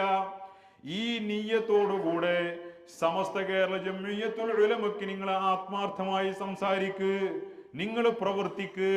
സമസ്തക്കെതിരെ വരുന്ന ഇതിന്റെ നേതാക്കൾക്കെതിരെ ശത്രുക്കൾ ഉന്നയിക്കുന്ന ആരോപണങ്ങളെ നിങ്ങൾ പ്രതിരോധിക്ക്. തീർച്ചയായും നിങ്ങൾ അതിന്റെ പേരിൽ ആക്ഷേപിക്കപ്പെട്ടാലും കുറ്റപ്പെടുത്തിയാലും നിങ്ങൾ ആര് ഭത്സിച്ചാലും അല്ലാഹുവാണ് നമ്മുടെ പൂർവീകരുടെ അനുഭവത്തിൽ നിന്ന് നമുക്ക് സാക്ഷ്യപ്പെടുത്താൻ കഴിയുന്ന കാര്യമാണ്. ആക്കിബത്ത്, നിങ്ങളുടെ ആക്കിബത്തിനെ അള്ളാഹു പരസ്യപ്പെടുത്തും. ഇന്ന് തള്ളി പറഞ്ഞവനും നാളെ നിങ്ങൾക്ക് നവ്വറല്ലാഹു മർക്കദ എന്ന് പറഞ്ഞിരിക്കും. അത് അള്ളാഹു സുബ്ഹാനഹു വ തആല നമ്മുടെ മുൻഗാമികളിലൂടെ നമുക്ക് കാണിച്ചു തന്നതാണ്. KT ഉസ്താദ് ആംബുലൻസിലേക്ക് കിടത്തപ്പെടുകയാണ്. ആംബുലൻസിൽ ബഹുമാനപ്പെട്ട ഹമീദ് ഫൈസി ഉസ്താദ് പറയാണ്, ആംബുലൻസിന്റെ സ്ട്രക്ചറിൽ നേരെ ഓപ്പോസിറ്റ് ഹമീദ് ഫൈസി ഇരിക്കുന്നുണ്ട്. ഉസ്താദിന്റെ പ്രിയ ശിഷ്യനായ വാക്കോട് മൊയ്തീൻകുട്ടി ഫൈസിയും ഉണ്ട്. ഇവർ രണ്ടാളും ഉസ്താദിന്റെ തൊട്ടടുത്തുണ്ട്. ഈ സമയത്ത് ഉസ്താദ് വെള്ളം ചോദിക്കുകയാണ്. അങ്ങനെ മുൻഭാഗത്ത് വെള്ളമുണ്ടായിരുന്നു. ഒരു ബോട്ടിൽ വെള്ളം ഉസ്താദിന്റെ വായിലേക്ക് ഒഴിച്ചു കൊടുക്കാൻ ശ്രമിച്ചപ്പോ നമ്മൾ അത്ഭുതത്തോടുകൂടെ കാണേണ്ടതാണ്, എടുത്തു കൊണ്ടുപോയി ആംബുലൻസിൽ കയറ്റിയ ഉസ്താദ് എണീറ്റിരുന്നു കൊണ്ട് ആ വെള്ളം സ്വന്തം കൈകൊണ്ട് വാങ്ങി കുടിക്കുകയാണ്. എന്നിട്ട് ഉസ്താദ് ഹമീദ് ഫൈസി പറഞ്ഞത്, ഉസ്താദ് പറഞ്ഞ അതേ ട്യൂണിൽ എന്നോട് ഹമീദ് ഫൈസി പറയാണ്, ഈ വെള്ളം കുടിച്ച ശേഷം അല്ലാഹ് ലാ ഇലാഹ ഇല്ലല്ലാഹ് ലാ ഇലാഹ ഇല്ലല്ലാഹ് ലാ ഇലാഹ ഇല്ലല്ലാഹ് 3 or 4 പ്രാവശ്യം ആവർത്തിച്ച് ചൊല്ലി. 3-നേക്കാൾ കൂടിയോ എന്നതല്ലാതെ 3-നേക്കാൾ എന്തായാലും കുറഞ്ഞിട്ടില്ല. ആവർത്തിച്ച് ലാ ഇലാഹ ഇല്ലല്ലാഹ് എന്ന് ചൊല്ലിയിട്ട് ഉസ്താദ് തന്നെ അവിടെ സ്വന്തം കിടക്കുകയും കണ്ണടച്ച് കിടക്കുകയും ചെയ്തു എന്നാണ്. എൻ്റെ പ്രിയപ്പെട്ട സഹോദരന്മാരെ, നമ്മൾ മനസ്സിലാക്കണം. എന്നിട്ട് KT ഉസ്താദിന്റെ ജനാസ നേരെ കൊണ്ടുപോകുന്നത് സമസ്താലയത്തിലേക്കാണ്, ഓഫീസിലേക്കാണ്. അവിടെ വെച്ച് മയ്യത്ത് കുളിപ്പിച്ചു. ആ ജനാസ പിന്നെ കൊണ്ടുവരുന്നത് ഇതേ സമ്മേളന നഗരിയിൽ വെച്ച് ആ ജനാസക്ക് മയ്യത്ത് നിസ്കരിക്കുകയാണ്. ലക്ഷക്കണക്കായ മുഅ്മിനീങ്ങൾ ആ മനുഷ്യന് വേണ്ടി കോഴിക്കോട് കടപ്പുറത്ത് വെച്ച് മയ്യത്ത് നിസ്കരിക്കുകയാണ്. ഈ രീതിയിൽ ഒരു മനുഷ്യന്റെ ജീവിതം അടയാളപ്പെടുത്തുന്നത് ആ മനുഷ്യന്റെ ആഖിബത്താണ്. ലാ ഇലാഹ ഇല്ലല്ലാഹ് എന്ന് ആവർത്തിച്ച് ഉറക്കെ ചൊല്ലി മരിക്കാൻ കഴിഞ്ഞു എന്നാൽ KT ഉസ്താദിന്റെ അവസാനം ആ രീതിയിലാണ് എന്നതിൽ നിന്ന് KT ഉസ്താദിന്റെ ജീവിതവും ആദർശ വഴിയും എപ്രകാരമായിരുന്നു എന്ന് നമ്മൾ ബോധ്യപ്പെടുത്തുകയാണ്. അതാ ഞാൻ നേരത്തെ പറഞ്ഞത്, അല്ലാഹു സുബ്ഹാനഹു വ തആല അങ്ങനെയുള്ള വ്യക്തികളുടെ ആഖിബത്ത് പരസ്യമാക്കി കാണിച്ചു തന്നുകൊണ്ട് അവരുടെ വഴി എത്രമാത്രം സ്ഫുടം ചെയ്തതായിരുന്നു എന്ന് സമകാലികരായ ആളുകൾക്കും പിൻഗാമികൾക്കും ബോധ്യപ്പെടുത്തി കൊടുക്കും. അതാണ് ബഹുമാനപ്പെട്ട KT ഉസ്താദ് ശംസുൽ ഉലമയുടെ വലങ്കൈയായിരുന്നു. KT ഉസ്താദിനെ കുറിച്ചുള്ള ഒരു സ്മരണികയിൽ പ്രയോഗിച്ച പ്രയോഗം തന്നെ അങ്ങനെയാണ്, KT ഉസ്താദ് ശംസുൽ ഉലമയുടെ വലങ്കൈയായിരുന്നു എന്ന്. തീർച്ചയായും അത് അങ്ങനെ തന്നെയായിരുന്നു. UAE-യിലേക്ക് വളരെ സങ്കീർണമായ കാലഘട്ടത്തിൽ UAE-യിൽ വിസിറ്റ് നടത്തുമ്പോ ഷെയ്ഖുന ശംസുൽ ഉലമയുടെ കൂടെയുണ്ടായിരുന്നത് ബഹുമാനപ്പെട്ട KT ഉസ്താദായിരുന്നു, ശംസുൽ ഉലമയുടെ ഒരു കാവലാൾ. അതേപോലെ ഓരോ കാലഘട്ടത്തിലും ഈ ഉമ്മത്തിന്റെ മുന്നിൽ നിൽക്കുന്ന ആളുകൾക്ക് നമ്മൾ ഓരോരുത്തരും കാവൽക്കാരാവണം. ബഹുമാനപ്പെട്ട ശംസുൽ ഉലമയെ KT ഉസ്താദ് അത്രയും സ്നേഹിച്ചിരുന്നു, ബഹുമാനിച്ചിരുന്നു.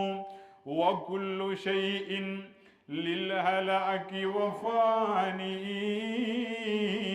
إلا القديم له استحق بقاء والعلم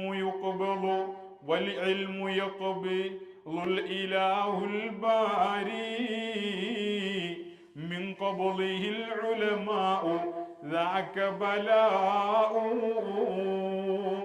إذ ينتفي العلم وتفشو جهالا يفتي يضل ويرئيس الجهلاء. ബഹുമാനപ്പെട്ട ശംസുൽ ഉലമ വഫാത്തായപ്പോൾ KT ഉസ്താദ് വളരെ ഹൃദയവേദനയോടുകൂടെ എഴുതിയതാണത്. എല്ലാ വസ്തുക്കൾക്കും നാശമുണ്ട്, അല്ലാഹു അല്ലാത്ത ബഖാ എന്നത് അല്ലാഹുവിന് മാത്രം അവകാശപ്പെട്ടതാണല്ലോ. വൽ ഇൽമു യഖബിലുൽ ഇലാഹുൽ ബാരി മിൻ ഖബ്ലിഹിൽ ഉലമാ ഇദാക ബലാഉ. അല്ലാഹു സുബ്ഹാനഹു വ തആല തീർച്ചയായും അല്ലാഹു റൂഹ് പിടിക്കുന്നതാണ്, ഇൽമിനെ അല്ലാഹു പിടിക്കുന്നതാണ്. അത് ആ പിടുത്തം അവന്റെ പണ്ഡിതന്മാരെ പിടിക്കലിലൂടെയാണ്. അതൊരു വല്ലാത്ത പരീക്ഷണവുമാണ്. ഇത് യന്തഫിൽ ഇൽമു വതഫ്ശു ജഹാലാ. ആ സമയത്ത് ഇൽമു നഷ്ടപ്പെട്ടു പോവുകയും ജഹാലത്ത് വ്യാപിക്കുകയും ചെയ്യും.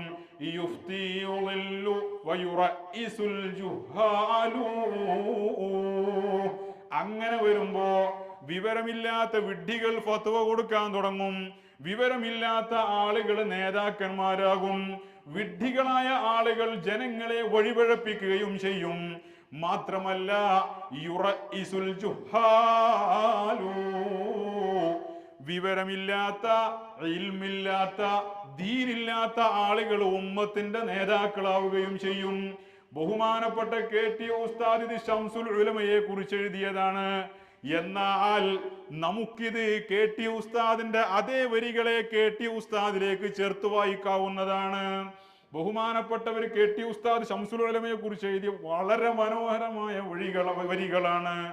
ഹുവ ആലിമുൻ ഹുവ ആരിഫും ബില്ലാഹി ദുഫിനാ ബിജംബി സാദതി ശുറഫാഇ وقعت بملك سمست بعد سنين تلك البقاع ففيها الإيماء تهوي الذي هو قائد لسمستا مع جده وله هناك نواء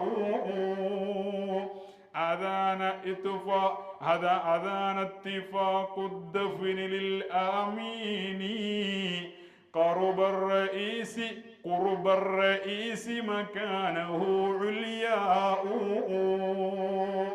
ബഹുമാനപ്പെട്ട ശൈഖുന ശംസുൽ ഉലമയെ കുറിച്ച് KT ഉസ്താദ് എഴുതിയ ഈ വരികളാണിത്. KT ഉസ്താദ് ശൈഖുന ശംസുൽ ഉലമയെ കുറിച്ച് ഇത്രയും മനോഹരമായ ഒരു വരികൾ എഴുതുമ്പോ KT ഉസ്താദിന്റെ അനുസ്മരണത്തിലല്ലാതെ എവിടെയാണ് ഇത് പാടുക? ഹുവ ആലിമുൻ ഹുവ ആരിഫും ബില്ലാഹ്. ശംസുൽ ഉലമ ആലിമായിരുന്നു, ആരിഫായിരുന്നു, അല്ലാഹുവിനെ അറിഞ്ഞ മഹാനാണ്, വലിയാണ് എന്നർത്ഥം. ശംസുൽ ഉലമ വലിയാണ്, ആരിഫാണ് എന്ന് KT ഉസ്താദ് മനസ്സിലാക്കി എന്നാണ് ഇതിന്റെ അർത്ഥം. അതുകൊണ്ടാണ് KT ഉസ്താദ് ശംസുൽ ഉലമയുടെ വലങ്കയ്യായി കൂടെ നിന്നത്. അതാ നമ്മൾ മനസ്സിലാക്കേണ്ടത്. ദുന്യവിയായ ലാഭങ്ങൾ അപ്പോൾ അയാൾക്ക് വിഷയമാവില്ല. ദുന്യവിയായ ആരോപണങ്ങൾ അപ്പോൾ ഒരാൾക്ക് പ്രശ്നമാവില്ല. ഇന്ന് നമ്മൾ ശത്രുക്കൾ വളഞ്ഞിട്ട് ആക്രമിക്കാൻ വേണ്ടി പല നിലക്കും ഇസ്ലാമിന്റെ പേരിലും രാഷ്ട്രീയത്തിന്റെ പേരിലും പല പേരിലും ബഹുമാനപ്പെട്ട സമസ്ത കേരള ജംഇയ്യത്തുൽ ഉലമയുടെ നേതാക്കളെ ശത്രുക്കൾ വളഞ്ഞിട്ട് ആക്രമിക്കുകയാണ്. സയ്യിദുൽ ഉലമയെ പ്രത്യേകിച്ചും അതുപോലെ മറ്റുള്ള ആലിമീങ്ങളെയൊക്കെയും അല്പം സുന്നത്ത് ജമാഅത്തിനും ദീനിനും വേണ്ടി സംസാരിക്കുന്ന ആലിമീങ്ങളെ മുഴുവനും വളഞ്ഞിട്ട് ആക്രമിക്കുന്ന ഈ കാലഘട്ടത്തിൽ സയ്യിദുൽ ഉലമക്ക് കാവൽ തീർക്കാനും സമസ്തയുടെ ആലിമീങ്ങൾക്ക് കാവൽ തീർക്കാനും നമ്മൾ മുന്നോട്ട് വരുമ്പോൾ ഒരിക്കലും ദുന്യവിയായ ഒരു ലക്ഷ്യവും നമ്മുടെ മുമ്പിലില്ല. എന്തുകൊണ്ടാണ്? സയ്യിദുൽ ഉലമ ആരാണ് എന്ന് ആത്മീയമായ സയ്യിദുൽ ഉലമയെ നമ്മൾ ആത്മീയ കണ്ണിലൂടെ മനസ്സിലാക്കുന്നുണ്ട്. സമസ്തയുടെ അധ്യക്ഷ സ്ഥാനത്തേക്ക് നിയോഗിക്കപ്പെടുക എന്ന് പറഞ്ഞാൽ തന്നെ അതൊരു ഇസ്തിഫ ആണ് എന്ന് വിശ്വസിക്കുന്നവരാണ് നമ്മൾ. അങ്ങനെ ആർക്കെങ്കിലും ഒന്നും സമസ്തന്റെ അധ്യക്ഷനാകാൻ കഴിയില്ല. ആർക്കെങ്കിലും അങ്ങനെ തോന്നുമ്പോ പിൻവാതിൽ നിയമനത്തിലൂടെ മുശാവറയിൽ കയറി കൂടാനൊന്നും പറ്റില്ല. സമസ്ത കേരള ജംഇയ്യത്തുൽ ഉലമയുടെ മുശാവറ എന്ന് പറയുന്നത്, സമസ്തയുടെ നേതൃത്വം എന്ന് പറയുന്നത് കേരളത്തിലുള്ള സുന്നത്ത് ജമാഅത്തിന്റെ ദീനിന്റെ യഥാർത്ഥ രൂപമാണ്. അത് അള്ളാഹുവിന്റെ ശക്തമായ ഇടപെടൽ നടക്കുന്ന ഒരു ശൂറയാണ് എന്ന് വിശ്വസിക്കുന്നവരാണ് നമ്മൾ. അതുകൊണ്ട് സമസ്തയുടെ അധ്യക്ഷ സ്ഥാനത്തേക്ക് സയ്യിദുൽ ഉലമ വരുമ്പോൾ അതിനെ ആത്മീയമായ ദിശയിലൂടെയാണ് നമ്മൾ നോക്കിക്കാണുന്നത്. അതുകൊണ്ട് സയ്യിദുൽ ഉലമക്ക് വേണ്ടി നമ്മൾ സംസാരിക്കുമ്പോ സയ്യിദുൽ ഉലമയെ ആരോപണം ഉന്നയിക്കുന്നവർക്ക്, ആക്രമിക്കാൻ ശ്രമിക്കുന്നവർക്കെതിരെ നമ്മൾ പ്രതിരോധം തീർക്കുമ്പോൾ ആ ഒരു ലക്ഷ്യം ആഖിറത്തിലുള്ള വിജയമല്ലാതെ, മഹാന്മാരുടെ മഅയ്യത്തല്ലാതെ, അവരുടെ പ്രാർത്ഥനയല്ലാതെ ഒരു ലക്ഷ്യവും നമുക്കില്ല. അങ്ങനെ ആവുകയും വേണം. ആ രീതിയിൽ KT ഉസ്താദ് ഷംസുൽ ഉലമക്ക് പ്രൊട്ടക്ഷൻ നൽകിയതിന്റെ പിന്നിൽ ഷംസുൽ ഉലമയെ കുറിച്ച് KT ഉസ്താദിന്റെ കാഴ്ചപ്പാട് ഇതായിരുന്നു എന്ന് മനസ്സിലാക്കണം. അതാ പറഞ്ഞത്, ഹുവ ആലിമുൻ ഹുവ ആരിഫും ബില്ലാഹി ദുഫിന ബിജംബി സാദതി ശുറഫാഇ. ബഹുമാനപ്പെട്ട ഷംസുൽ ഉലമയെ വലിയ വലിയ മഹാന്മാരായ സയ്യിദന്മാരും മഹത്തുക്കളും കിടക്കുന്നിടത്താണ്, അവരുടെ ചാരയാണ് മഹാനവറുകളെ മറവ് ചെയ്തത്. വഖഅത് ബിമിൽകി സമസ്ത ബഅദ സിനീനി തിൽകൽ മുഖാഉ വഫ ഫീഹി ഹൽ ഈമാഉ. ഷംസുൽ ഉലമയെ മറവ് ചെയ്യപ്പെട്ട ആ ഭൂമി, ആ ഖബർസ്ഥാൻ, അത് സമസ്ത കേരള ജംഇയ്യത്തുൽ ഉലമയുടെ അധീനതയിലെ ആയിരുന്നില്ല. എന്നാൽ ഷംസുൽ ഉലമ വഫാത്താകുന്നതിന്റെ ഏതാനും വർഷങ്ങൾക്ക് മുമ്പ്, അതായത് സമസ്ത രൂപീകരിക്കപ്പെട്ടു എത്രയോ വർഷങ്ങൾക്ക് ശേഷം, എത്രയെത്ര വലിയ വലിയ സെക്രട്ടറിമാര്, പ്രസിഡന്റുമാര് സമസ്തക്ക് കഴിഞ്ഞു പോയിട്ടുണ്ട്. പക്ഷേ ഷംസുൽ ഉലമ സെക്രട്ടറിയായി വഫാത്താകുന്നതിന്റെ ഏതാനും വർഷങ്ങൾക്ക് മുമ്പാണ് ആ ഭൂമി സമസ്തയുടെ അധീനതയിൽ വരുന്നത്. അതിൽ വലിയ ദൃഷ്ടാന്തമുണ്ട്. തഹ്വില്ലദീ ഹുവ ഖായിദുൽ ലിസമസ്ത മഅ ജദ്ദിഹി വലഹു ഹുനാക നവാഉ. സമസ്ത കേരള ജംഇയ്യത്തുൽ ഉലമയുടെ നേതാവ് ആര് എന്ന ചോദ്യത്തിന് സമസ്തയുടെ നേതാവ് ഇതാണ് എന്ന് ചൂണ്ടിക്കാണിച്ചു കൊടുക്കാൻ പറ്റുന്ന വലിയ ഒരു ദൃഷ്ടാന്തം തന്നെ ഇതിലുണ്ട്. കാരണം എന്താ? അവിടെ ബഹുമാനപ്പെട്ട ഖറൂബർ റഈസി മകാനഹു ഉൽയാഉ, സമസ്തയുടെ അധ്യക്ഷന്റെ സ്ഥാനമാണ് ബഹുമാനപ്പെട്ട ഷംസുൽ ഉലമ കിടക്കുന്നത്. വരക്കൽ ബാഅലവി തങ്ങൾ സമസ്തയുടെ അധ്യക്ഷൻ മാത്രമല്ലല്ലോ, സമസ്ത കേരള ജംഇയ്യത്തുൽ ഉലമയുടെ ബാനിയല്ലേ. അദ്ദേഹം ഖുത്ബുസ്സമാനാണ് എന്നാണ് ഷംസുൽ ഉലമ പറഞ്ഞിരുന്നത്. വരക്കൽ ബാഅലവി തങ്ങൾ വലിയ കറാമത്തുള്ള മഹാനാണ് എന്ന് വിശ്വസിക്കുന്നവരാണ് കേരളത്തിലെ മുഴുവൻ സുന്നികളും. അങ്ങനെ ഒരു വിശ്വാസം സുന്നികൾക്കുണ്ടെങ്കിൽ, അല്ലെങ്കിൽ അങ്ങനെ നിങ്ങൾ വിശ്വസിക്കുന്നില്ലെങ്കിൽ പിന്നെ നിങ്ങൾ സുന്നി എന്ന് പറയാൻ വരണ്ട. വരക്കൽ ബാഅലവി തങ്ങൾ ഖുത്ബുസ്സമാനാണ് എന്ന് സുന്നികൾ വിശ്വസിക്കുന്നുണ്ടെങ്കിൽ, അദ്ദേഹം സയ്യിദാണ്, വലിയാണ് എന്ന് വിശ്വസിക്കുന്ന ഒരു സുന്നി വരക്കൽ ബാഅലവി തങ്ങളുടെ കാലിന്റെ ചുവട്ടിൽ ബഹുമാനപ്പെട്ട ഷംസുൽ ഉലമയെ ഒരു നിർണായക ഘട്ടത്തിൽ കൊണ്ടുപോയി കിടത്തുമ്പോൾ അതിൽ വലിയ ഒരു ദൃഷ്ടാന്തം തന്നെയുണ്ട്. ആരാണ് സമസ്തയുടെ നേതാവ് എന്ന് ഇവിടെ ചരിത്രമറിയാത്ത ഒരു കാലഘട്ടത്തിൽ ജീവിക്കുന്ന, സമസ്തയിൽ നടന്ന പ്രശ്നങ്ങളെ കുറിച്ച് വായിക്കാനൊന്നും താല്പര്യമില്ലാത്ത, അതിനെക്കുറിച്ച് പറയാൻ പോലും ഭയപ്പെടുന്ന രാഷ്ട്രീയക്കാരുടെയും മറ്റും ഇടപെടൽ കൊണ്ട് ഇനി അത്തരം കാര്യങ്ങൾ പറഞ്ഞുകൂടാത്തൊരു കാലത്താണെങ്കിൽ പോലും ഒരാൾ ജനിച്ചു വളർന്നതെങ്കിൽ എന്താണ് സമസ്ത എന്നൊരാൾക്ക് തീരുമാനിക്കാൻ മസ്ജിദുൻ നബവിയിൽ ചെന്ന് ഹബീബായ നബി സല്ലല്ലാഹു അലൈഹി വസല്ലമ തങ്ങളുടെ റൗള ഷരീഫിൽ അസ്സലാത്തു വസ്സലാമു അലൈക യാ റസൂലല്ലാഹ് എന്ന് പറഞ്ഞാൽ തൊട്ടടുത്തവൻ സലാം പറയുന്നത് സിദ്ദീഖുൽ അക്ബർ റളിയല്ലാഹു അൻഹുവിനോടാണ്. സിദ്ദീഖ് റളിയല്ലാഹു അൻഹുവിന്റെ ഖിലാഫത്തിനെ ചോദ്യം ചെയ്ത ആളുകൾ ഉണ്ടായിരുന്നു. ഉമർ ഇബ്നുൽ ഖത്താബ് റളിയല്ലാഹു അൻഹുവിന്റെ ഖിലാഫത്തിനെ ചോദ്യം ചെയ്ത ആളുകൾ ഉണ്ടായിരുന്നു. എല്ലാ ചോദ്യം ചെയ്ത ആളുകൾക്കും ഒറ്റ മറുപടിയാണ്, ഹബീബായ നബി സല്ലല്ലാഹു അലൈഹി വസല്ലമ തങ്ങൾ നബിയാണ് എന്ന് നിങ്ങൾ വിശ്വസിക്കുന്നുണ്ടോ? മുഅ്ജിസത്തുള്ള ആളാണെന്ന് നിങ്ങൾ വിശ്വസിക്കുന്നുണ്ടോ? എങ്കിൽ ആ റസൂലുള്ളാഹിന്റെ കാൽച്ചുവട്ടിലതാ കിടക്കുന്നു അതേ വഴിയിലുള്ള സിദ്ദീഖുൽ അക്ബർ റളിയല്ലാഹു അൻഹു, അതേ വഴിയിൽ കിടക്കുന്നു ഉമർ ഇബ്നുൽ ഖത്താബ് റളിയല്ലാഹു അൻഹു എന്നതുപോലെ നമുക്ക് പറയാം.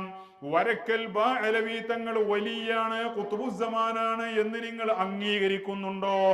എങ്കിൽ എന്താണ് ഏതാണ് സമസ്ത എന്ന് നിങ്ങൾ ഇപ്പോഴും ആകാശത്ത് നോക്കി തെരഞ്ഞു നടക്കേണ്ടതില്ല. നിങ്ങൾ ചെല്ല്, പുതിയങ്ങാടിയിലേക്ക് വണ്ടി കയറ്, വരക്കൽ മഖാമിലേക്ക് ചെല്ല്.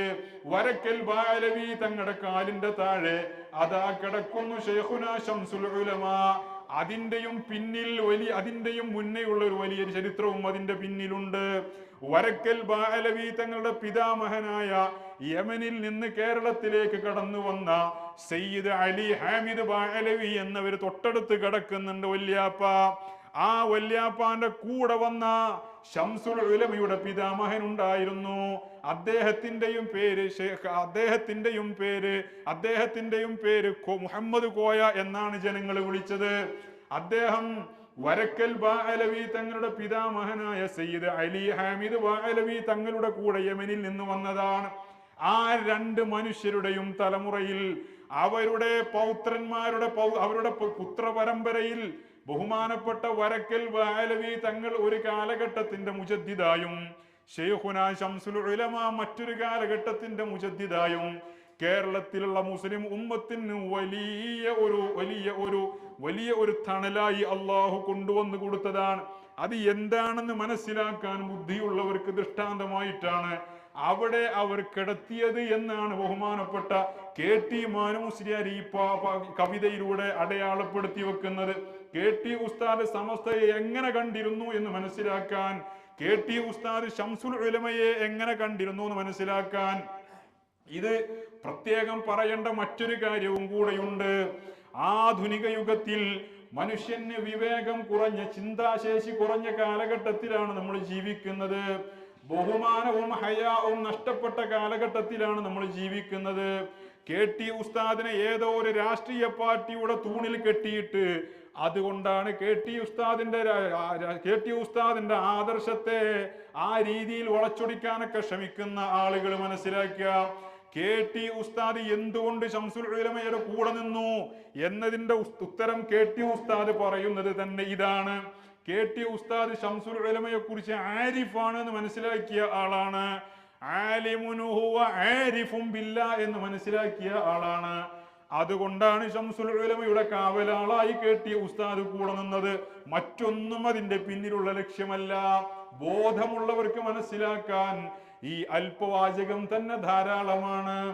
അതുകൊണ്ട് അല്ലാഹു സുബ്ഹാനഹു വ തആല മഹാനായ KT ഉസ്താദിന്റെ മദദ് കൊണ്ട് രണ്ട് ലോകത്തും വിജയിക്കുന്നവരിൽ അല്ലാഹു നമ്മെ ഉൾപ്പെടുത്തുമാറാവട്ടെ. ഞാൻ ആദ്യം പറഞ്ഞല്ലോ, KT ഉസ്താദ് ബഹുമാനപ്പെട്ട നബി സല്ലല്ലാഹു അലൈഹി വസല്ലമ തങ്ങളുടെ പേരിൽ ഒരു മൗലിദ് ഗ്രന്ഥം തന്നെ രചിച്ചിട്ടുണ്ട് എന്ന്. KT ഉസ്താദിന്റെ പേരിൽ ഒരുമിച്ച് കൂടിയ ഒരു സദസ്സാണിത്. KT ഉസ്താദിന്റെ പേരിൽ ഒരുമിച്ച് കൂടിയ ആളുകളാണ് നമ്മൾ. അതുകൊണ്ട് തന്നെ KT ഉസ്താദിന്റെ ഒരു ബഖിയ്യത്തായി ജീവിതത്തിൽ മഹാനവർകൾ ചെയ്ത ഏറ്റവും വലിയൊരു സേവനം തന്നെയാണ് നബി സല്ലല്ലാഹു അലൈഹി വസല്ലമ തങ്ങളുടെ മൗലിദ് രചിച്ചു എന്നത്. അതുകൊണ്ട് അതിന്റെ ഒരു തവസ്സുലിന്റെ ഏതാനും ഭാഗങ്ങൾ ചൊല്ലിക്കൊണ്ട് എന്റെ പ്രഭാഷണം ഞാൻ അവസാനിപ്പിക്കുകയാണ്. യാ നബി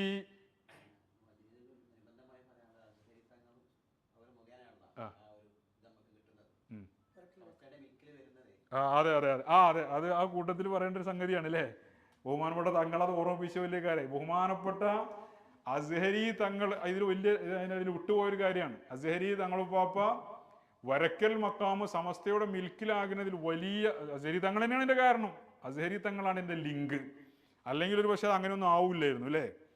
അപ്പോൾ അതൊക്കെ അള്ളാഹുവിൻ്റെ ചില ഹിക്മത്തുകളാണ്. ഏതായാലും അള്ളാഹു സുബ്ഹാനഹു വ തആല അവരുടെ കൂടെയൊക്കെ ജന്നാത്തുൻ നഈമിൽ ഒരുമിച്ച് കൂടെ നമുക്ക് തൗഫീഖ് ചെയ്യട്ടെ. إذ بدا بدر الهدايا انطوى منه الفجور أشرق الكون نهايا وامتلأ فيه السرور يا نبي سلام عليكم يا رسول سلام عليكم يا حبيب سلام عليكم صلوات الله عليكم وجميع الكائنات قد علا منها العبور مرحبا أهلا وسهلا في لسانها يدور وعلامات دلالة بها تبدو الأمور ثم الإرهاصات تنبي أنك مبعوث وقور يا نبي سلام عليكم يا رسول سلام عليكم يا حبيب سلام عليكم صلوات الله عليكم ربنا وارزقنا نجاة من جميع المهلكات من بليات وآفات وكل مرديات وغفرا لنا الذنوب كفرا السيئات كلما نحتاج وقضي آتنا حسن الصفات يا نبي سلام عليكم يا رسول سلام عليكم يا حبيب سلام عليكم صلوات الله عليكم وارفعا من كل أدنى للعلا والصالحات إننا نرجو شفاعة النبي هادي الهداة والجوار خالدين في الجنان الواسعات ربنا همنا جميعا واهدنا للباقيات آمين آمين آمين آمين آمين يا رب الأنام وصلى الله على سيدنا محمد وآله وصحبه أجمعين والحمد لله رب العالمين السلام عليكم